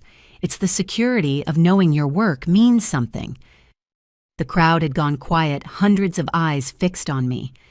They thought they could hollow out this company, take the money and run. They thought you were expendable. They were wrong. Because while they were scheming in boardrooms, you were building, creating, making something real with your hands and hearts. "Damn right," someone shouted. "So no, I didn't save Morrison Construction. But together we're going to transform it. Employee ownership isn't just about shares and voting rights. It's about dignity, respect, building a company that serves its workers as much as they serve it." "What about the Torino situation?" A reporter had pushed to the front. "Is it true you're meeting with organized crime?" The crowd stirred uneasily. "Vincent Torino is a ghost from the past," I said carefully. "My past, not yours, not Morrison Construction's. I'll handle whatever needs handling, but it won't affect this company or any of you. That's my promise." "We stand with you." Robert Williams stepped forward. "Whatever comes, we've got your back." A chorus of agreement rippled through the crowd. These people, some of whom had known me since I was a child, were offering to stand between me and a mob boss. "I appreciate that," I said, throat tight with emotion. "More than you know. But the best way you can help is to keep Morrison Construction strong. Show the world that employee ownership works, that when workers unite, they're unstoppable." "Union strong," someone yelled, and the chant was taken up. "Union strong, union strong." Patricia appeared at my elbow. "You need to see this," she whispered. "The news coverage is going national. NBC, CBS, CNN. They're all picking up the story." "Good," I said. "Let them see what happens when workers refuse to be victims." The rally continued for another hour. Speeches from union leaders, testimonials from employees, even a few local politicians eager to associate themselves with the movement. Through it all, I thought about the letter in my pocket. Caroline Foster begging for her daughter's life even as she faced death. As the crowd finally dispersed, Brandon Whitfield approached. He looked better than he had at the diner, suit-pressed composure restored. "Impressive," he said. "You've started something bigger than just saving one company." "It wasn't my intention." "The best movements never are." He paused. "I've been thinking about Sarah, about the baby. I want a petition for custody when it's born. Even if it's not yours, especially if it's not mine, that child will need stability, love a chance at normal. I can provide that." I studied him. "Why Sarah betrayed you completely." "Because someone has to break the cycle," he said simply. "The Morrison family tradition of transactional relationships, conditional love children as pawns. Someone has to say enough and mean it." "And you think you're that someone?"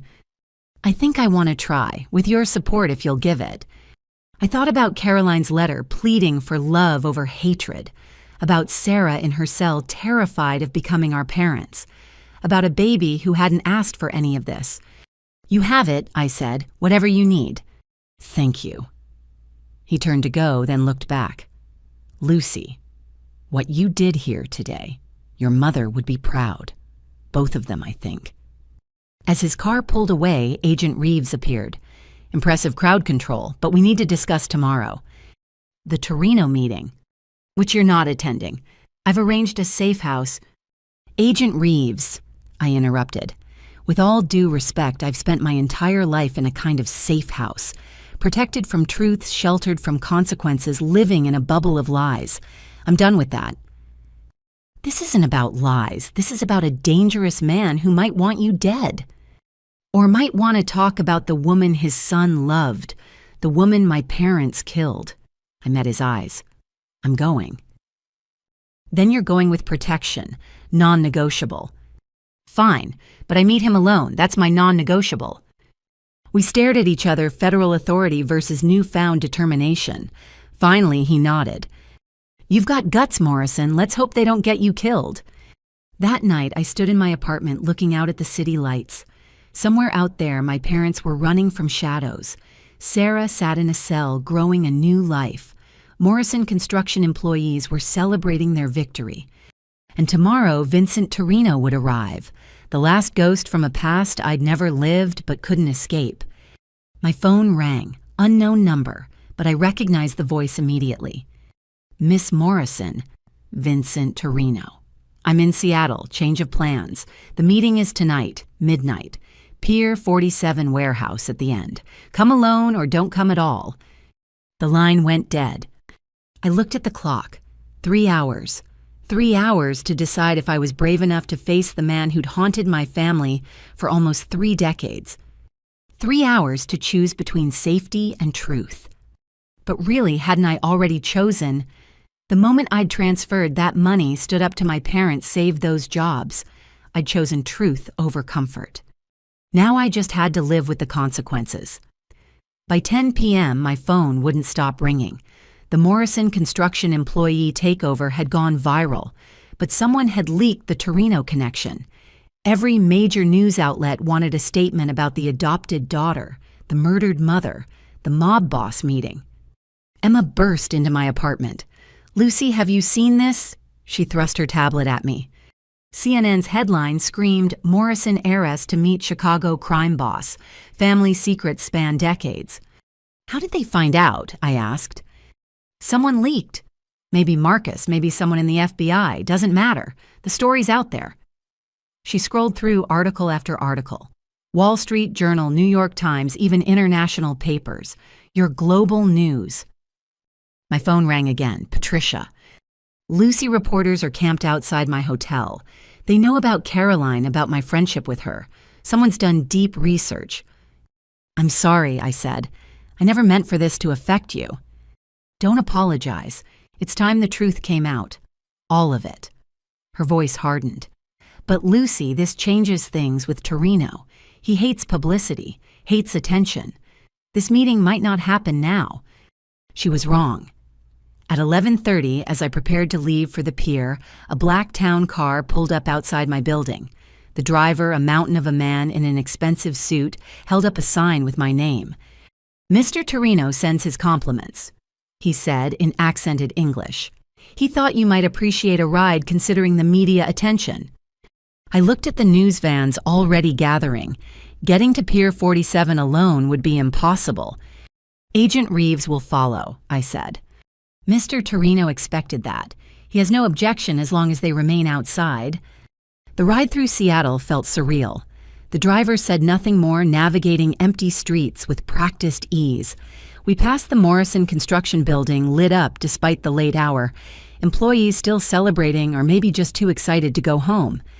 Pier 47 was deserted except for a few expensive cars and men in dark suits who screamed private security. The warehouse at the end looked abandoned from outside, but warm light spilled from the windows. "Through there," the driver said, pointing to a side door. "He's waiting." I texted Reeves my location, then entered alone. The warehouse interior had been transformed into an elegant space. Persian rugs covered the concrete floor. Antique furniture created an intimate sitting area. And in a leather wingback chair sat Vincent Torino. He was older than his pictures suggested, probably pushing 80, but his eyes remained sharp, dangerous. The eyes of a man who'd ordered deaths and never lost sleep over them. "Lucy Morrison," he said, not rising. "You look like her." "Like Caroline." "Like Hope," he corrected. She had that same determined chin, that same way of standing like the world better not try to push her around. The world pushed her pretty hard. "Sit." It wasn't a request. I sat in the chair across from him, hyper-aware of the men standing in shadows around us. "I didn't kill your mother," he said without preamble. "Whatever your parents told you, whatever lies they spun. Caroline's death wasn't my doing. The letter my father left suggested otherwise. Your father was a coward who let my men chase a frightened girl to her death. But the brake lines, the actual crash, that was all William Morrison." He pulled out a cigarette, lit it with hands that barely trembled. "I wanted Caroline back. Yes, she'd been Anthony's girl. In our world, that means something. But I would never have hurt her. Why should I believe you? Because I'm here." He gestured around the warehouse.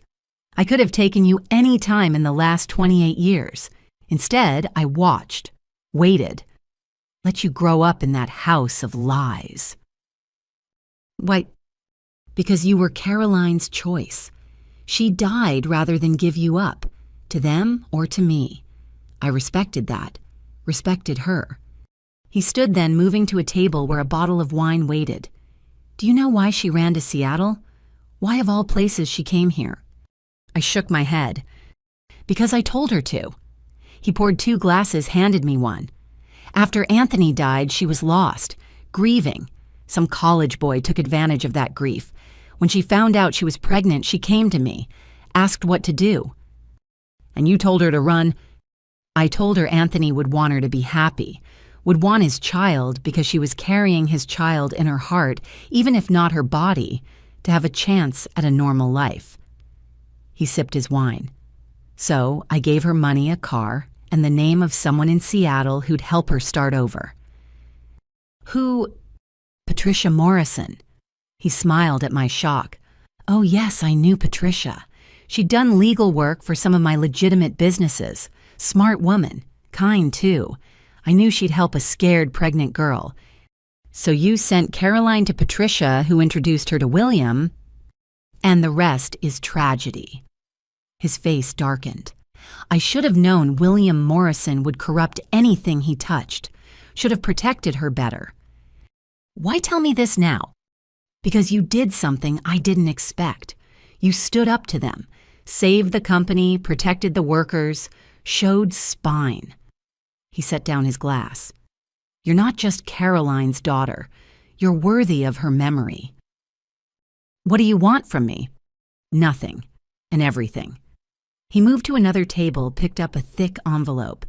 "Inside is everything I gathered about your mother's death. Evidence your FBI friend might find interesting. Enough to bury William Morrison if you choose to use it." I took the envelope, felt its weight, and in exchange. "No exchange, a gift, from an old man who failed to protect someone he cared about." He studied me.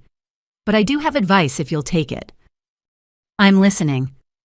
"Your parents ran because they're scared, not of prison, of truth. There are more secrets, Lucy Morrison, darker than you know. Be careful how deep you dig." "What kind of secrets?" "The kind that destroy more than just families.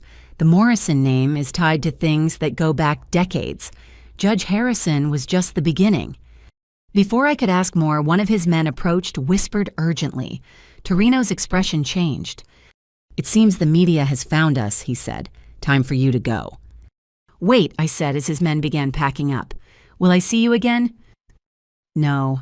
I'm too old for this game. After tonight, Vincent Torino retires. Permanently." He paused at the door. "But Lucy, if you ever need help, real help the kind the law can't provide, You call this number." He handed me a business card, just a phone number, nothing else. "Why would you help me?" "Because Anthony loved her. Because she died protecting you. Because sometimes family isn't about blood, it's about honor." He smiled sadly. "Be well, Lucy Morrison. Make them all proud."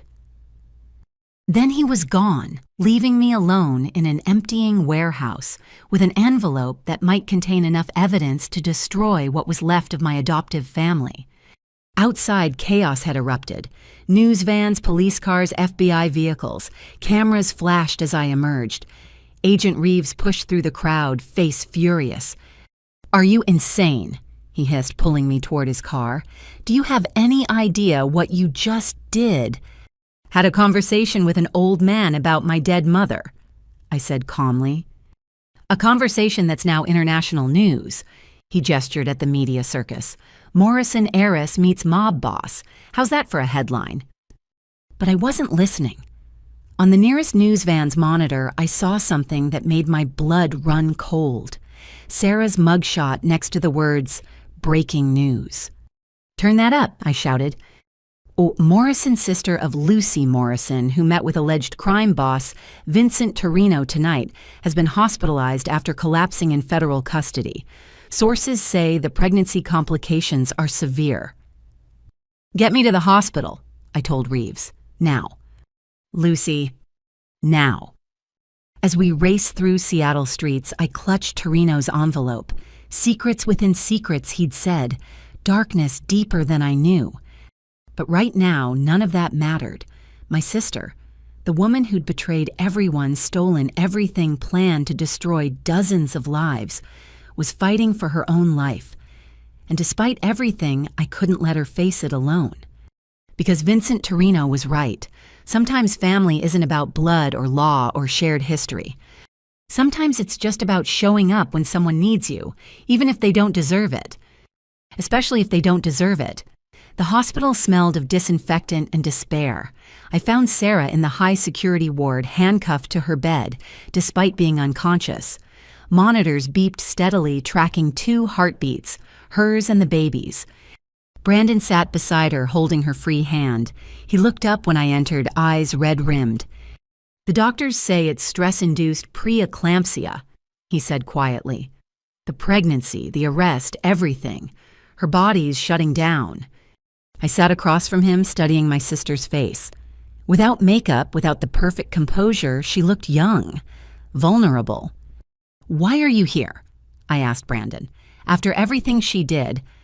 "Because I loved her. Not the woman she became, but the woman I thought she was. Maybe that person never existed, but—" He squeezed Sarah's hand. "The feelings were real, even if she wasn't." A doctor entered, checking charts and monitors. "Are you family?" she asked me. "I'm her sister." "Good. We need to discuss options. The pregnancy is only 20 weeks. If we deliver now, the baby likely won't survive. But if we wait, your sister might not." "What does Sarah want?" "She hasn't regained consciousness since arriving. Mr. Whitfield has no legal standing to make medical decisions. That falls to next of kin." I felt the weight of that responsibility. Sarah, who'd stolen and schemed and betrayed now, depended on me to choose between her life and her child's. What would give them both the best chance, I asked. Aggressive treatment for the preeclampsia, medication monitoring bed rest, but she'd need to remain in custody and the stress of that environment. "She'll be released to home monitoring," Brandon said suddenly. "I'll petition the court. Medical necessity. She'll stay with me, ankle monitor, full surveillance. Whatever it takes." "Brandon," I started, but he cut me off. "She's carrying a child, Lucy. Whatever she's done, that baby deserves a chance." Before I could respond, my phone rang. Patricia. "Lucy, you need to see the news, now." I found a television in the waiting room. Every channel showed the same thing, William and Margaret Morrison in handcuffs being led into FBI headquarters.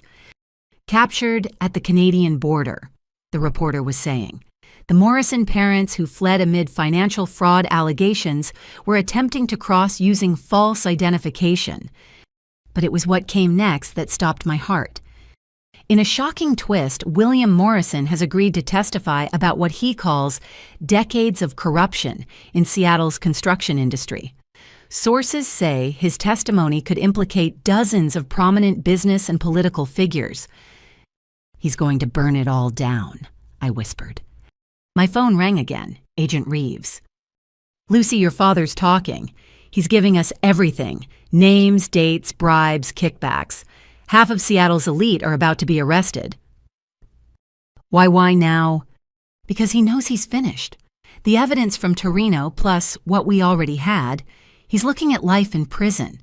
This is his play for a deal.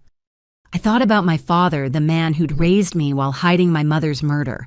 Now faced with consequences, he was willing to destroy everyone who'd ever worked with him. "There's more," Reeves continued.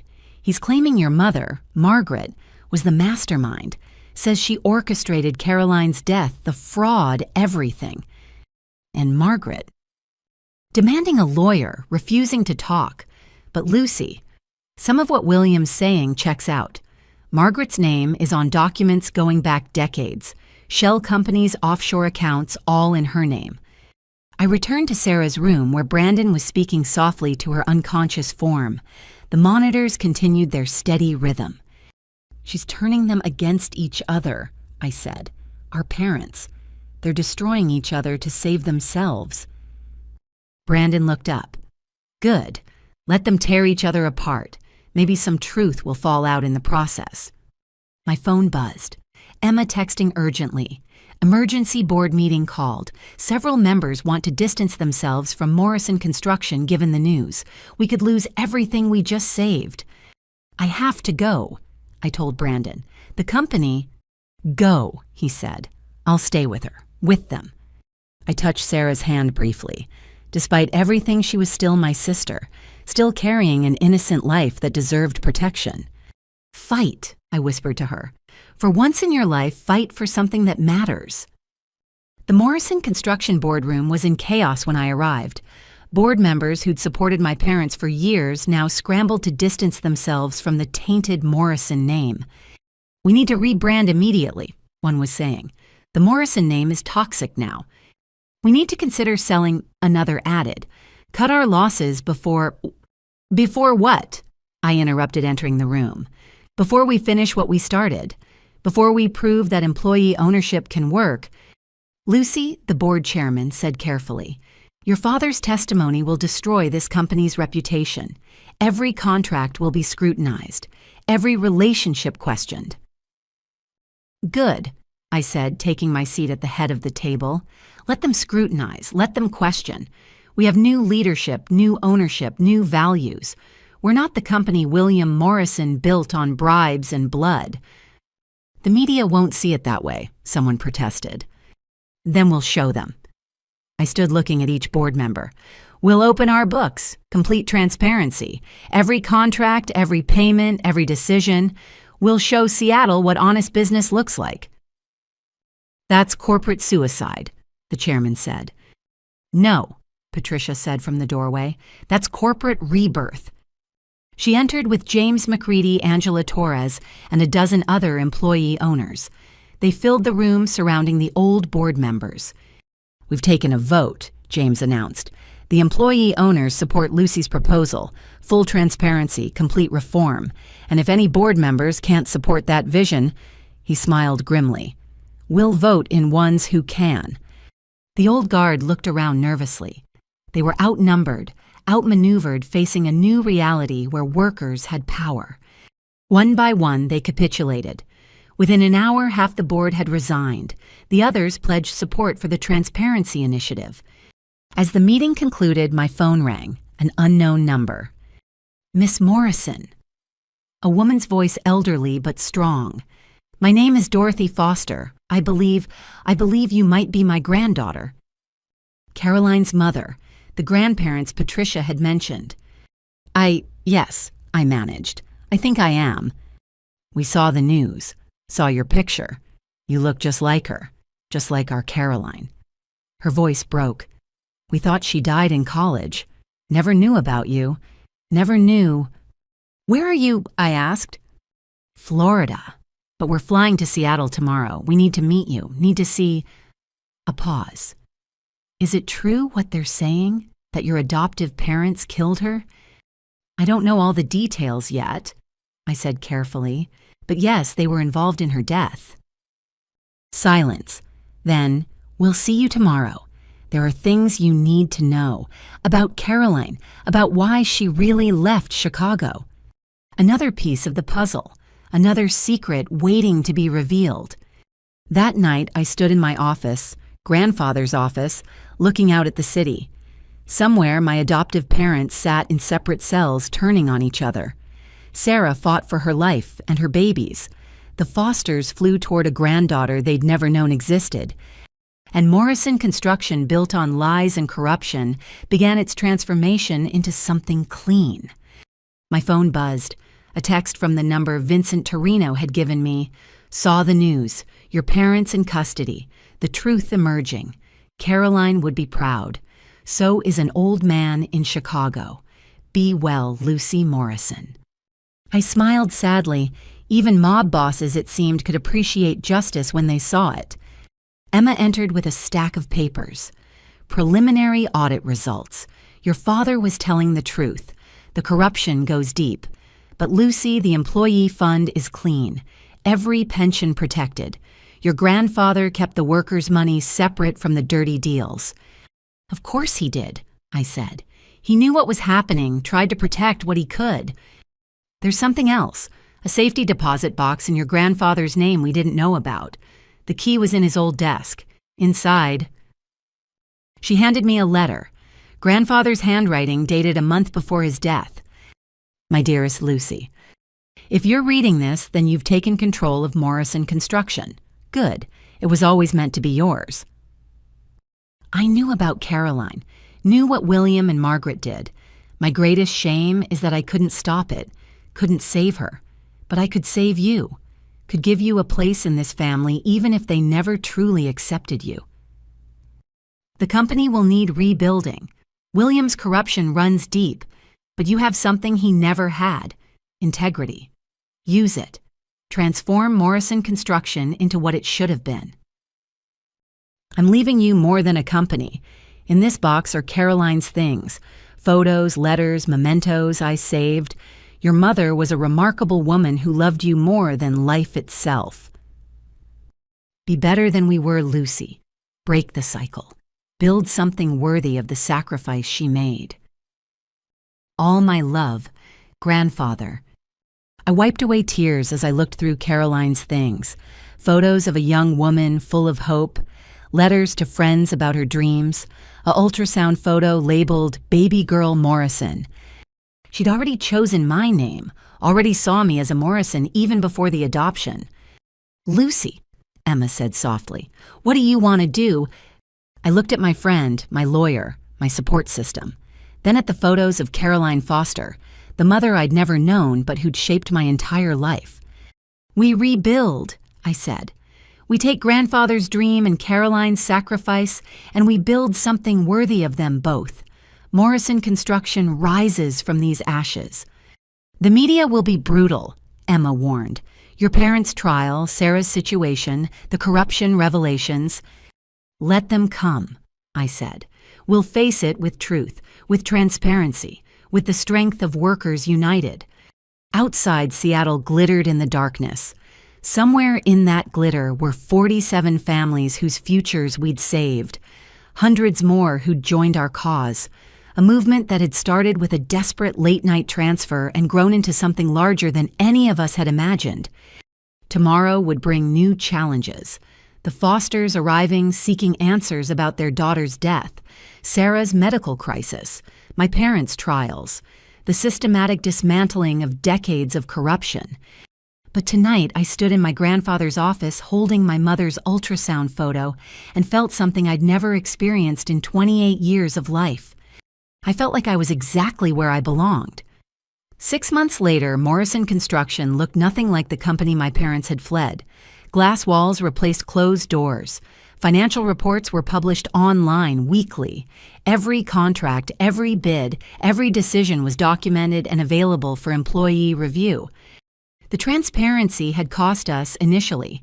Some clients nervous about their own exposure pulled contracts. Stock price plummeted. The old guard predicted bankruptcy within months. They were wrong. New clients came drawn by our radical honesty. Government contracts favored our open book approach. Young engineers and architects tired of industry corruption flocked to join us. Morrison Construction became synonymous with integrity in an industry desperate for it. I stood before 200 employees at our quarterly meeting, Sarah's baby sleeping in my arms. 6 months ago, I said, we saved this company from destruction. Today we've proved something more important. That honest business isn't just possible, it's profitable. The crowd erupted in applause. In the front row, Dorothy and Robert Foster beamed. Caroline's parents had become fixtures at Morrison Construction, volunteering in the daycare we'd established, sharing stories of their daughter with anyone who'd listen. Our revenue is up 15%. I continued. Our employee satisfaction scores are the highest in the industry, and today I'm announcing our newest initiative, the Caroline Foster Foundation providing scholarships for children of construction workers. More applause. The baby stirred but didn't wake. Marcus Chen's son, DNA had confirmed it, but Brandon's child in every way that mattered. Sarah, serving her reduced sentence in minimum security, had signed away parental rights. Brandon was raising him with the help of a village that included me, the Fosters, and half of Morrison Construction's employees. We've also received word from the federal prosecutors, I added. Based on evidence provided by Morrison Construction's Transparency Initiative, 17 corrupt officials have been indicted. The culture of bribes and kickbacks that poisoned Seattle's construction industry for decades is finally ending. As the meeting continued, I thought about my parents. William had received 15 years as testimony, buying him a reduced sentence. Margaret, who'd maintained her innocence to the end, got 25. They'd turned on each other so completely that they'd been placed in separate facilities to prevent communication. Neither had asked about Sarah or the baby. Neither had reached out to me. Lucy. Patricia touched my shoulder. You have visitors.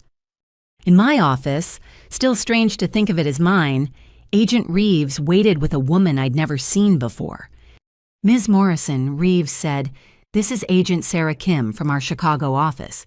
She has information about Vincent Torino. My stomach tightened. Is he all right? He passed away 2 months ago, Agent Kim said gently. Natural causes, but he left instructions regarding you. She handed me an envelope. Inside a simple note, the old debts are paid. Live free. VT. There's more, Kim continued. Torino's organization is dissolving, going legitimate. As part of that process, they've provided us with decades of records, including these. Another envelope, inside documents that made my hands shake. Adoption papers. I breathed. Vincent Torino tried to adopt me. Filed the day after Caroline Foster's death. Kim confirmed. He claimed paternal rights, said Anthony might have been the father. Your adoptive parents fought it won based on Caroline's signed consent. Consent she gave under duress, Reeves added. Torino spent years trying to prove that, but a mob boss fighting respected business leaders for custody was never going to win, I finished. He kept tabs on you, though, Kim said. We found files going back decades. School reports, photos, newspaper clippings. He watched you grow up from a distance. I thought about the old man in the warehouse talking about Caroline with such sadness. He'd lost his son, lost the woman his son loved, and lost any connection to the child who might have been his grandchild. Why didn't he tell me? I asked. Would you have believed him? The mob boss who claimed he just wanted to love Caroline's daughter? Kim shrugged. He chose to watch, to wait, and when you stood up to your parents, he saw his chance to finally tell you the truth. After they left, I sat feeding the baby while Patricia reviewed quarterly reports. Such a strange family we'd built. The aunt who was really my cousin, the nephew who wasn't my blood, the grandparents who'd found me through CNN. My phone rang, Sarah calling from prison. How is he? She asked immediately. Perfect, I said. Brandon brought him to visit yesterday. He's got your eyes. Mom's eyes? She corrected. I've been thinking about that, how traits pass down wanted or not. Sarah, I'm getting therapy, she interrupted. Real therapy. Trying to understand how I became what I became. The therapist says it's not too late to change, to be better. I believe that, I said. Even after everything, especially after everything, we're not our parents, Sarah. We get to choose who we become. Silence then. I love you, Lucy. I don't think I ever said that and meant it, but I do. I love you too, I said, surprising myself by meaning it. After she hung up, I looked around my office. Photos covered one wall now. Employees at the company picnic, the Fosters with their new great-grandson Sarah in prison orange, holding the baby during a supervised visit, Patricia and I signing the papers that made her CEO while I focused on the foundation. Morrison Construction was thriving. The employee ownership model was being studied by business schools. Other companies were adopting our transparency policies. We'd sparked a movement neither my parents nor I had seen coming. But more than that, we'd built something rarer than business success. We'd built a community of people who chose each other, supported each other, forgave each other. You ready? Patricia asked. The journalism students will be here soon. Once a month, we hosted groups wanting to study our transformation. Today's batch was particularly interested in how we'd handled the media storm. Almost, I said, settling the baby in his carrier. Patricia, do you think Caroline would be proud? She smiled. I think Caroline would be amazed. Her daughter, raised by her killers, not only survived, but transformed their weapon into something beautiful. Yes, Lucy. She'd be proud. As we headed to the conference room, I thought about the journey that had brought us here. The overheard conversation that started everything. The late-night transfer that saved 47 families. The truth about my mother's death. The mob boss who'd loved from afar. The parents who'd chosen corruption over family. The sister who'd learned too late what mattered. Ms. Morrison. A young journalism student raised her hand. Your story has inspired employee ownership movements nationwide. Did you anticipate that when you started? No, I said honestly. I just wanted to save my grandfather's company and protect the people who'd built it. Everything else grew from that simple choice. But the personal cost, another student pressed. Your parents imprisoned your sister in jail death threats from those exposed by your transparency. Was it worth it? I looked at the baby sleeping peacefully, thought of Sarah slowly healing in prison, of Brandon stepping up as a father of the Fosters, finding joy in their great-grandchild of Patricia, finally able to honor her best friend's memory.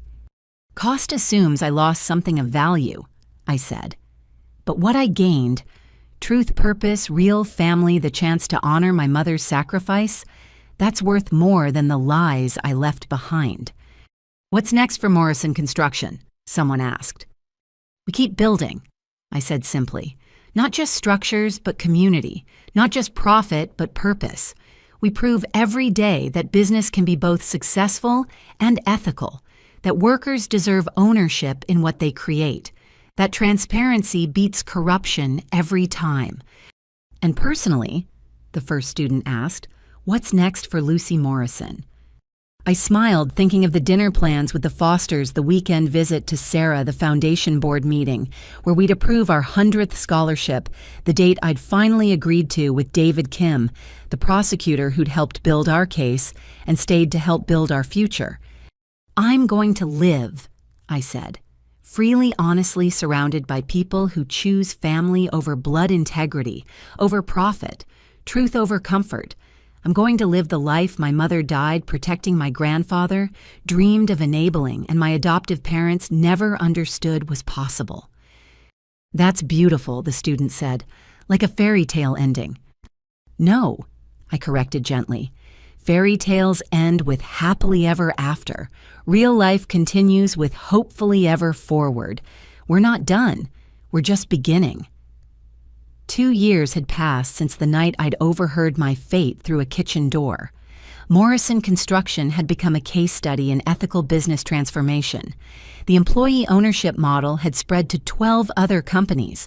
The Caroline Foster Foundation had sent 43 kids to college. But today wasn't about business. Today was about ghosts.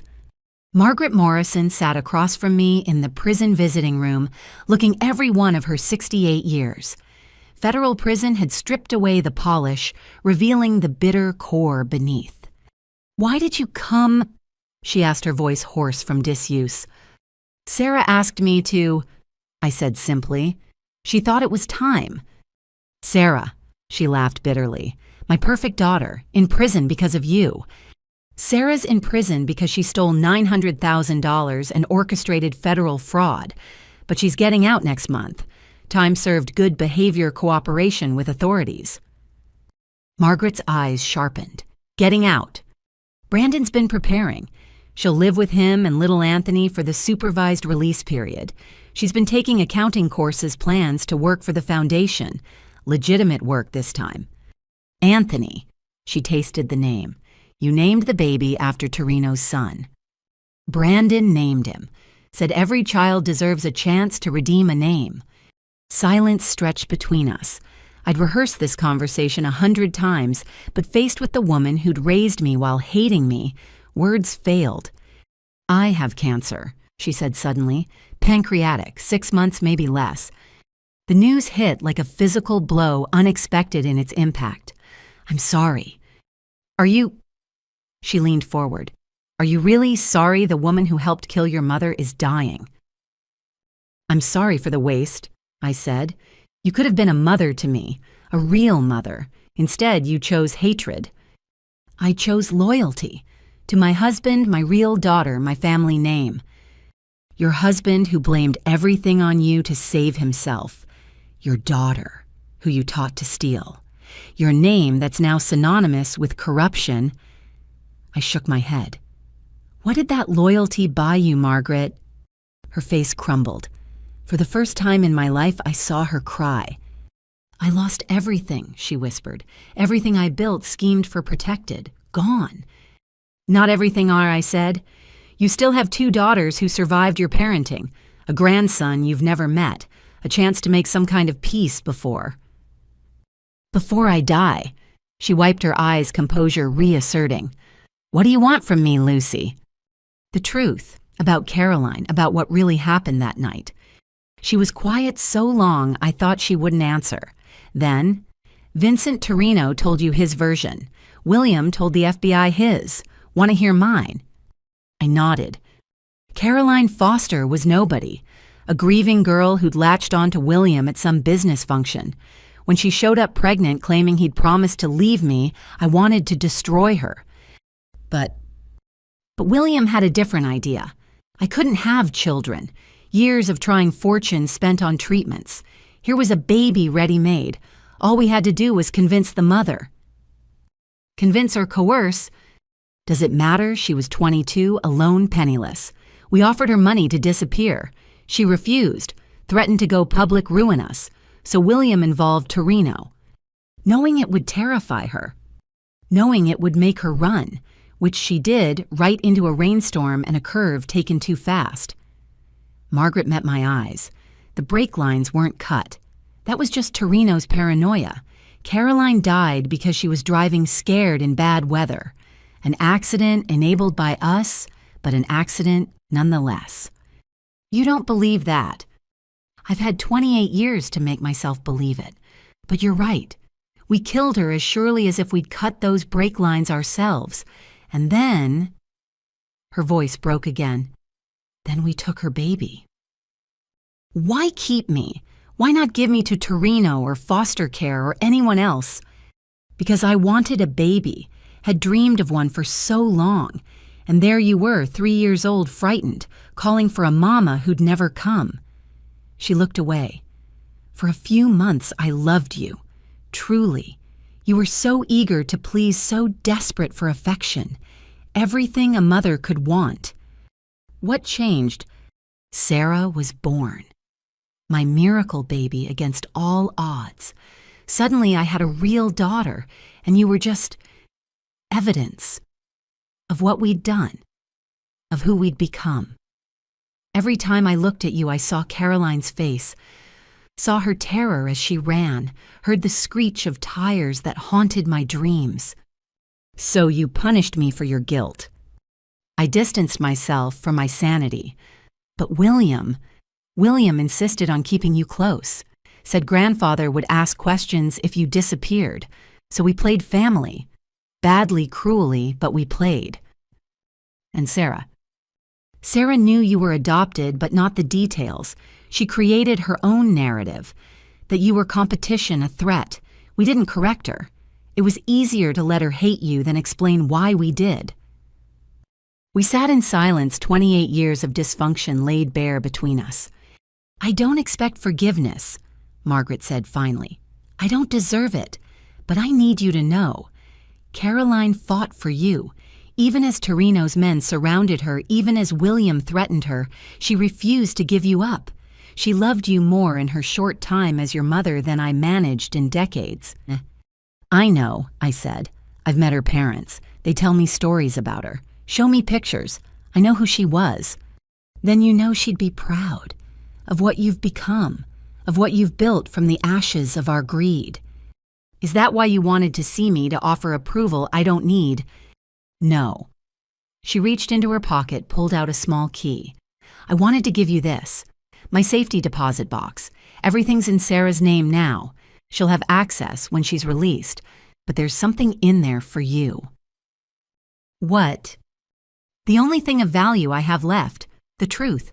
Recordings William didn't know I made, documents he thought were destroyed, names of everyone involved in Caroline's death, and the cover-up. Why now? Because I'm dying. Because you saved Morrison Construction and all those families despite what we did to you. Because Sarah's getting a second chance she doesn't deserve. Because maybe if there's a God, this might balance the scales a fraction. I took the key, its weight heavier than metal should be. There's one more thing, she said as our time ran out. In the box, there's a letter. From Caroline. She gave it to me the day she died, asked me to give it to you when you were old enough. I never did. Another sin to add to the collection. 25 years you kept it. 25 years I read it, hoping to find justification for what we did. Instead, I found only love, a mother's love for a daughter she knew she might never see grow up. The guard signaled our time was over. Lucy, Margaret said as I stood to leave, I know I have no right to ask, but could you bring Anthony to see me just once before? I thought of all the times she'd pushed me aside for Sarah, all the moments she'd chosen cruelty over kindness, all the love she'd withheld out of guilt and resentment. I'll ask Brandon, I said. It's his decision. Thank you, she whispered. And Lucy, I'm sorry for all of it. It doesn't change anything, but I'm sorry. I left her there, a dying woman in a federal prison, finally speaking truths that came too late. But even late truths had value. Even deathbed confessions could bring closure. That evening, I sat in Morrison Construction's Memorial Garden, a space we'd created to honor grandfather and all those who'd built the company. Patricia found me there reading Caroline's letter for the 10th time. My darling Lucy, if you're reading this, then the worst has happened, and I'm not there to watch you grow. But I need you to know, you are loved, you are wanted, you are the best thing that ever happened to me. I don't know what the Morrisons will tell you about me. Maybe nothing, maybe lies. So let me tell you the truth. I was young and scared and alone, but the moment I knew you existed, I had purpose. You gave me strength I didn't know I had.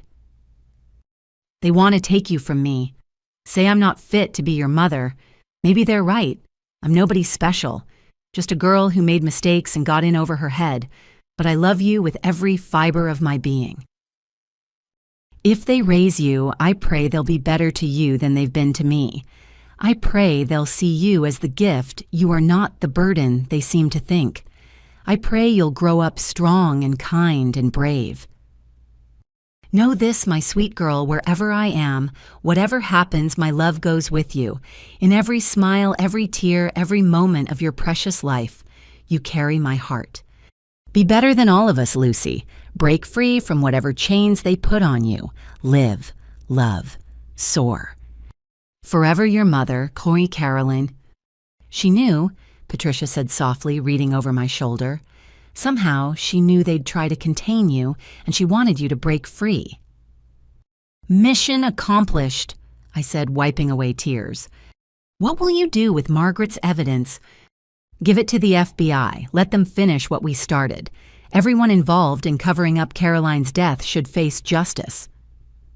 Even if it destroys more reputations, impacts Morrison Construction. We've survived worse. We'll survive this too. Patricia squeezed my shoulder. The board meeting's in an hour, ready to face the future. I folded Caroline's letter carefully, holding it close. I've been ready my whole life. As we walked back to the building, my phone rang. David from the courthouse. Sarah's release was approved, he said. She'll be out tomorrow. Thought you'd want to know. We'll be there, I promised. Tomorrow my sister would walk free. Not the same woman who'd entered prison, but someone trying to be better. Someone learning what I'd always known. That family isn't about blood or names or inheritance. It's about showing up, forgiving, trying again. Margaret Morrison was dying. William Morrison was serving his time. Sarah Morrison was getting her second chance. And Lucy Morrison, Lucy Foster Morrison, as I'd legally become, was living the life her mother had died protecting. Not a fairy tale ending, just a human one. Messy, complicated, ongoing. But honest. Finally, blessedly honest. The morning Sarah walked out of federal prison, a crowd waited that she hadn't expected. Not reporters or protesters, but Morrison Construction employees. 47 families whose jobs she'd nearly destroyed stood in the parking lot holding a banner, "Everyone deserves a second chance." She stopped at the prison gates, baby Anthony in her arms. Brandon had brought him, tears streaming down her face. "Why?" she asked when I reached her. "Why are they here?" "Because James McCready's son just got out of prison for drug charges," I said. "Because Angela's daughter struggles with addiction. Because everyone here knows what it's like to need forgiveness." "I don't deserve this," she whispered. No, I agreed. But grace isn't about deserving. Robert Williams stepped forward, the security guard who'd helped expose everything. "Miss Sarah, we voted. Unanimous. You're welcome at Morrison Construction. Fresh start if you want it." She broke down completely, then sobbing into Anthony's hair while Brandon held them both. The employees applauded, not for who she'd been, but for who she might become. Later in the Morrison Construction conference room, Sarah signed her employment contract. Entry-level accounting in the foundation, full transparency daily check-ins with her parole officer. She'd gone from CFO in waiting to junior clerk and seemed grateful for it. "I want to show you something," she said after the paperwork was complete. She pulled out a worn notebook. "I've been keeping this in prison. Every person I hurt, every dollar I stole, every life I affected. I'm going to make it right, however long it takes." "Sarah, you can't—" "I can try." She looked at me with clear eyes. "You saved the company despite me. The least I can do is help rebuild what I tried to destroy." That afternoon, we held Morrison Construction's third annual shareholder meeting. The warehouse was packed with employee owners, community partners, and journalists documenting our ongoing transformation. 3 years ago, I said from the podium, this company almost died from greed. Today it thrives on transparency. Our revenue has doubled. Our employee satisfaction leads the industry, and our model has inspired 23 other companies to adopt employee ownership. Applause filled the space, but I wasn't finished. Today marks another milestone. The Caroline Foster Foundation has partnered with the city to create the Foster Center for Business Ethics. It will train the next generation in transparent, ethical business practices. Dorothy Foster stood to wave her husband Robert beside her. At 80, they'd become the grandparents I'd never had, throwing themselves into the foundation's work with passion. But perhaps most importantly, I continued, Today, we announce Morrison Construction's biggest project yet. In partnership with the city and state, we'll be building affordable housing on the site where my parents planned their fraudulent development. 300 units for working families built by the workers themselves. The crowd erupted. This was what we'd been working toward, not just saving jobs, but creating opportunity, not just surviving, but thriving. After the meeting, I found myself in grandfather's garden with an unexpected visitor. William Morrison, out on supervised release for medical reasons, looking decades older than his 65 years. "I shouldn't be here," he said quietly. "No, you shouldn't, but you are, so talk." He pulled out an envelope, hands shaking. "I've been writing you letters, from prison, never sent them, couldn't find the words. And now I'm dying. Heart disease, the doctors say. Fitting, I suppose." He attempted a smile that didn't reach his eyes. "I came to say I'm sorry. Not for your mother's death. Margaret told the truth about that. But for everything after. For raising you without love. For choosing greed over family. For teaching Sarah to be like us. Sorry doesn't bring back 28 years. No, but maybe it helps with the next 28. He held out the envelope. "It's all in here. Every detail about Caroline I remember. Every moment of guilt. Every time I watched you exceed our expectations despite our neglect. Your story from my perspective." "Why would I want that?" "Because Anthony asked for it. Your nephew. He'll want to know his family history someday. The real history, not the sanitized version. He deserves to know where he came from, mistakes and all." I took the envelope, feeling its weight. "Is that all?" "No." He met my eyes for perhaps the first time in my life. "I loved you. In my broken, selfish way, I loved you. Not enough to protect you from Margaret's coldness or Sarah's jealousy or my own cowardice. But I loved you. Caroline would have hated how I showed it, but it was there." "Why tell me now?" "Because I'll be dead soon. Because you've become everything I was too weak to be. Because maybe somewhere Caroline knows that her daughter survived us, thrived despite us, became the Morrison this family needed." He turned to leave, then paused. "The FBI asked me about other crimes, things from the early days when father was still alive. I told them nothing. But Lucy, be careful.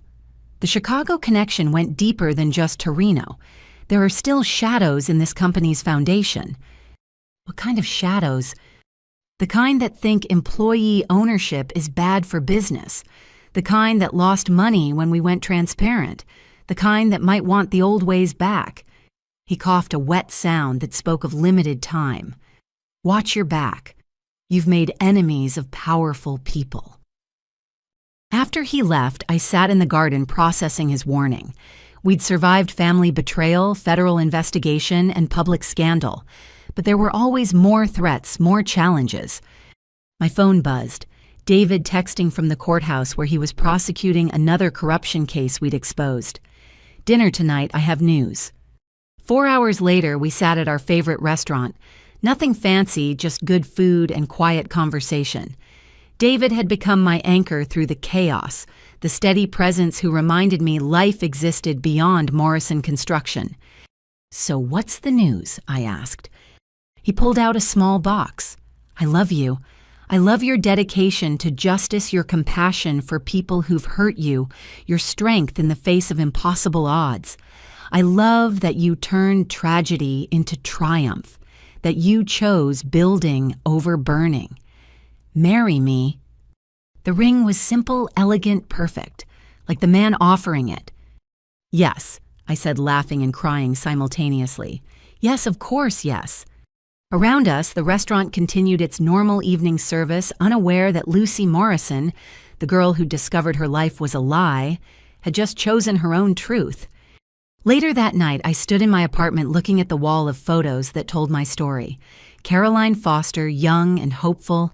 The Morrisons playing at family. Sarah in prison orange learning humility. Anthony taking his first steps.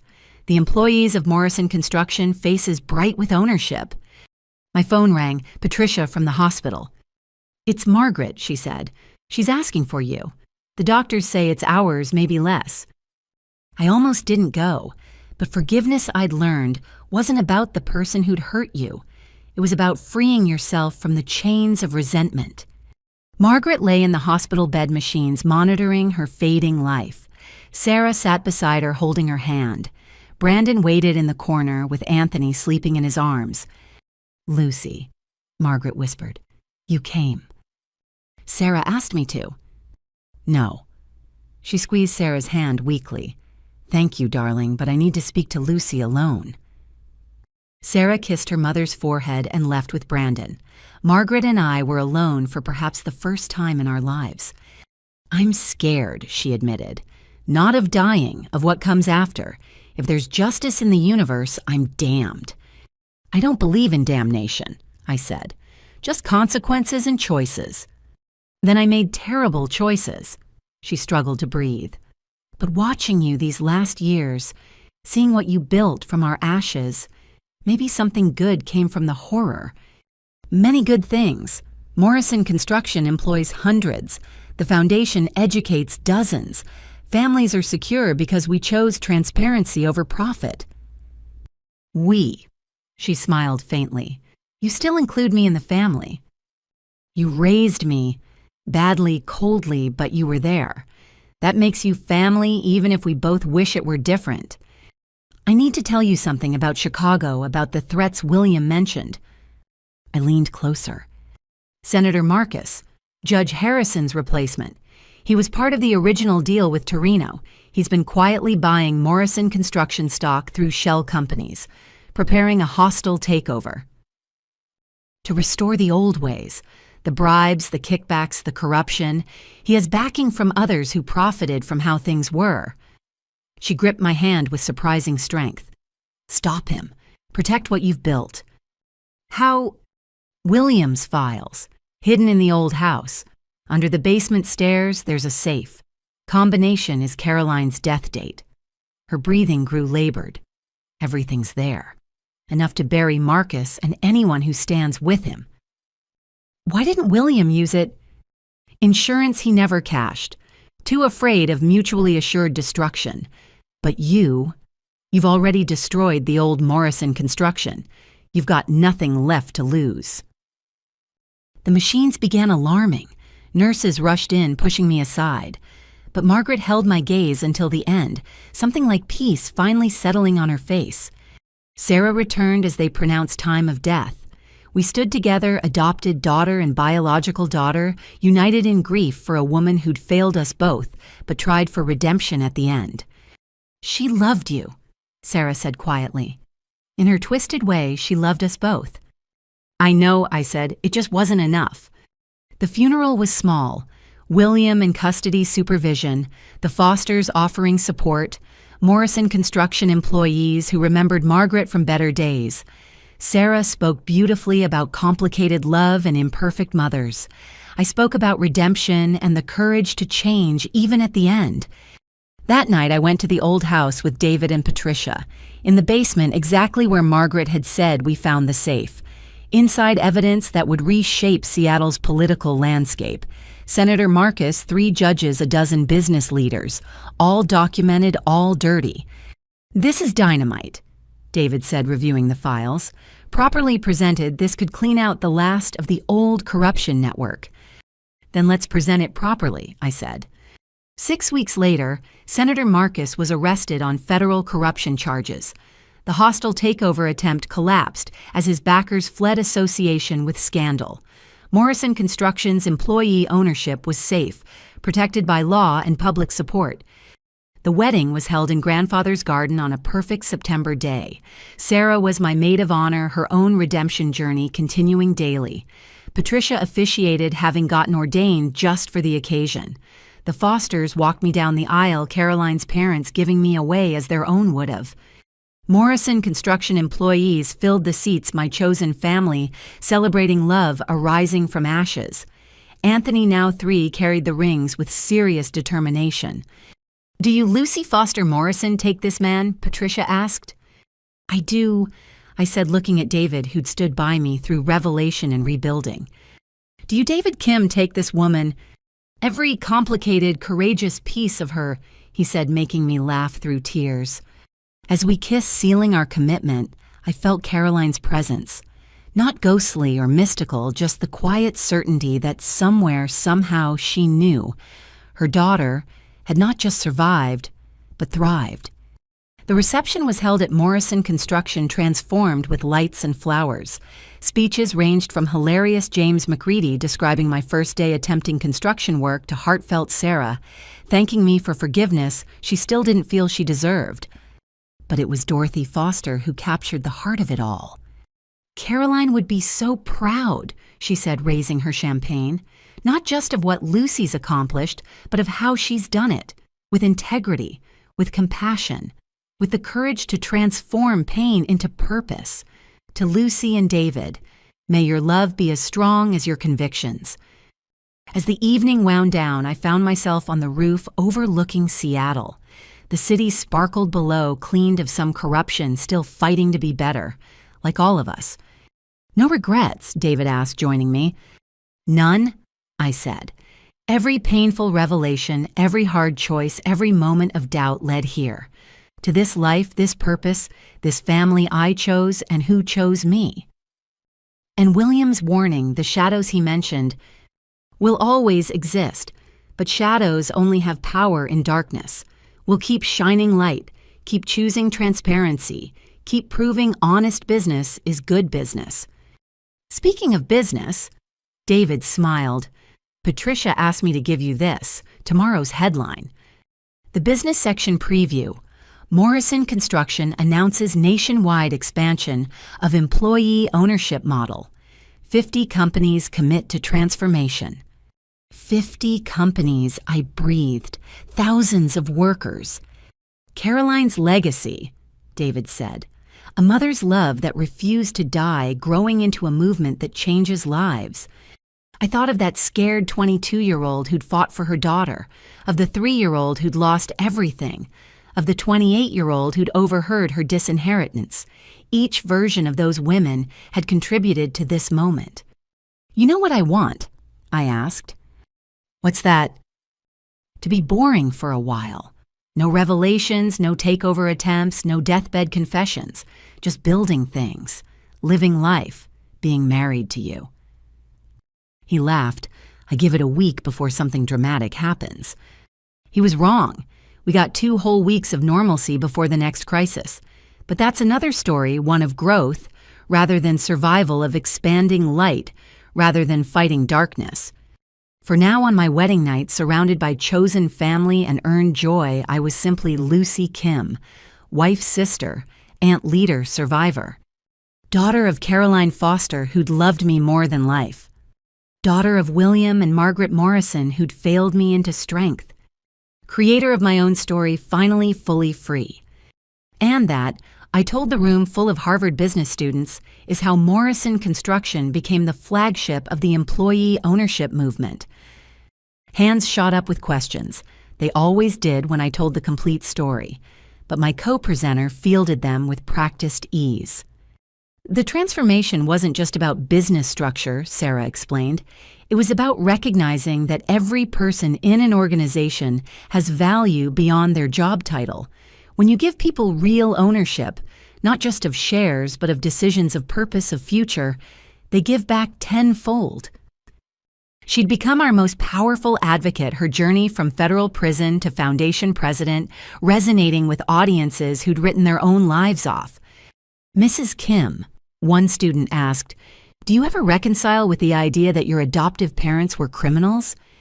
I reconcile with the fact that good people can do terrible things, and terrible people can raise good children, I answered. My parents taught me through negative example exactly who I didn't want to be. In a way, their failures shaped my values as much as my grandfather's virtues.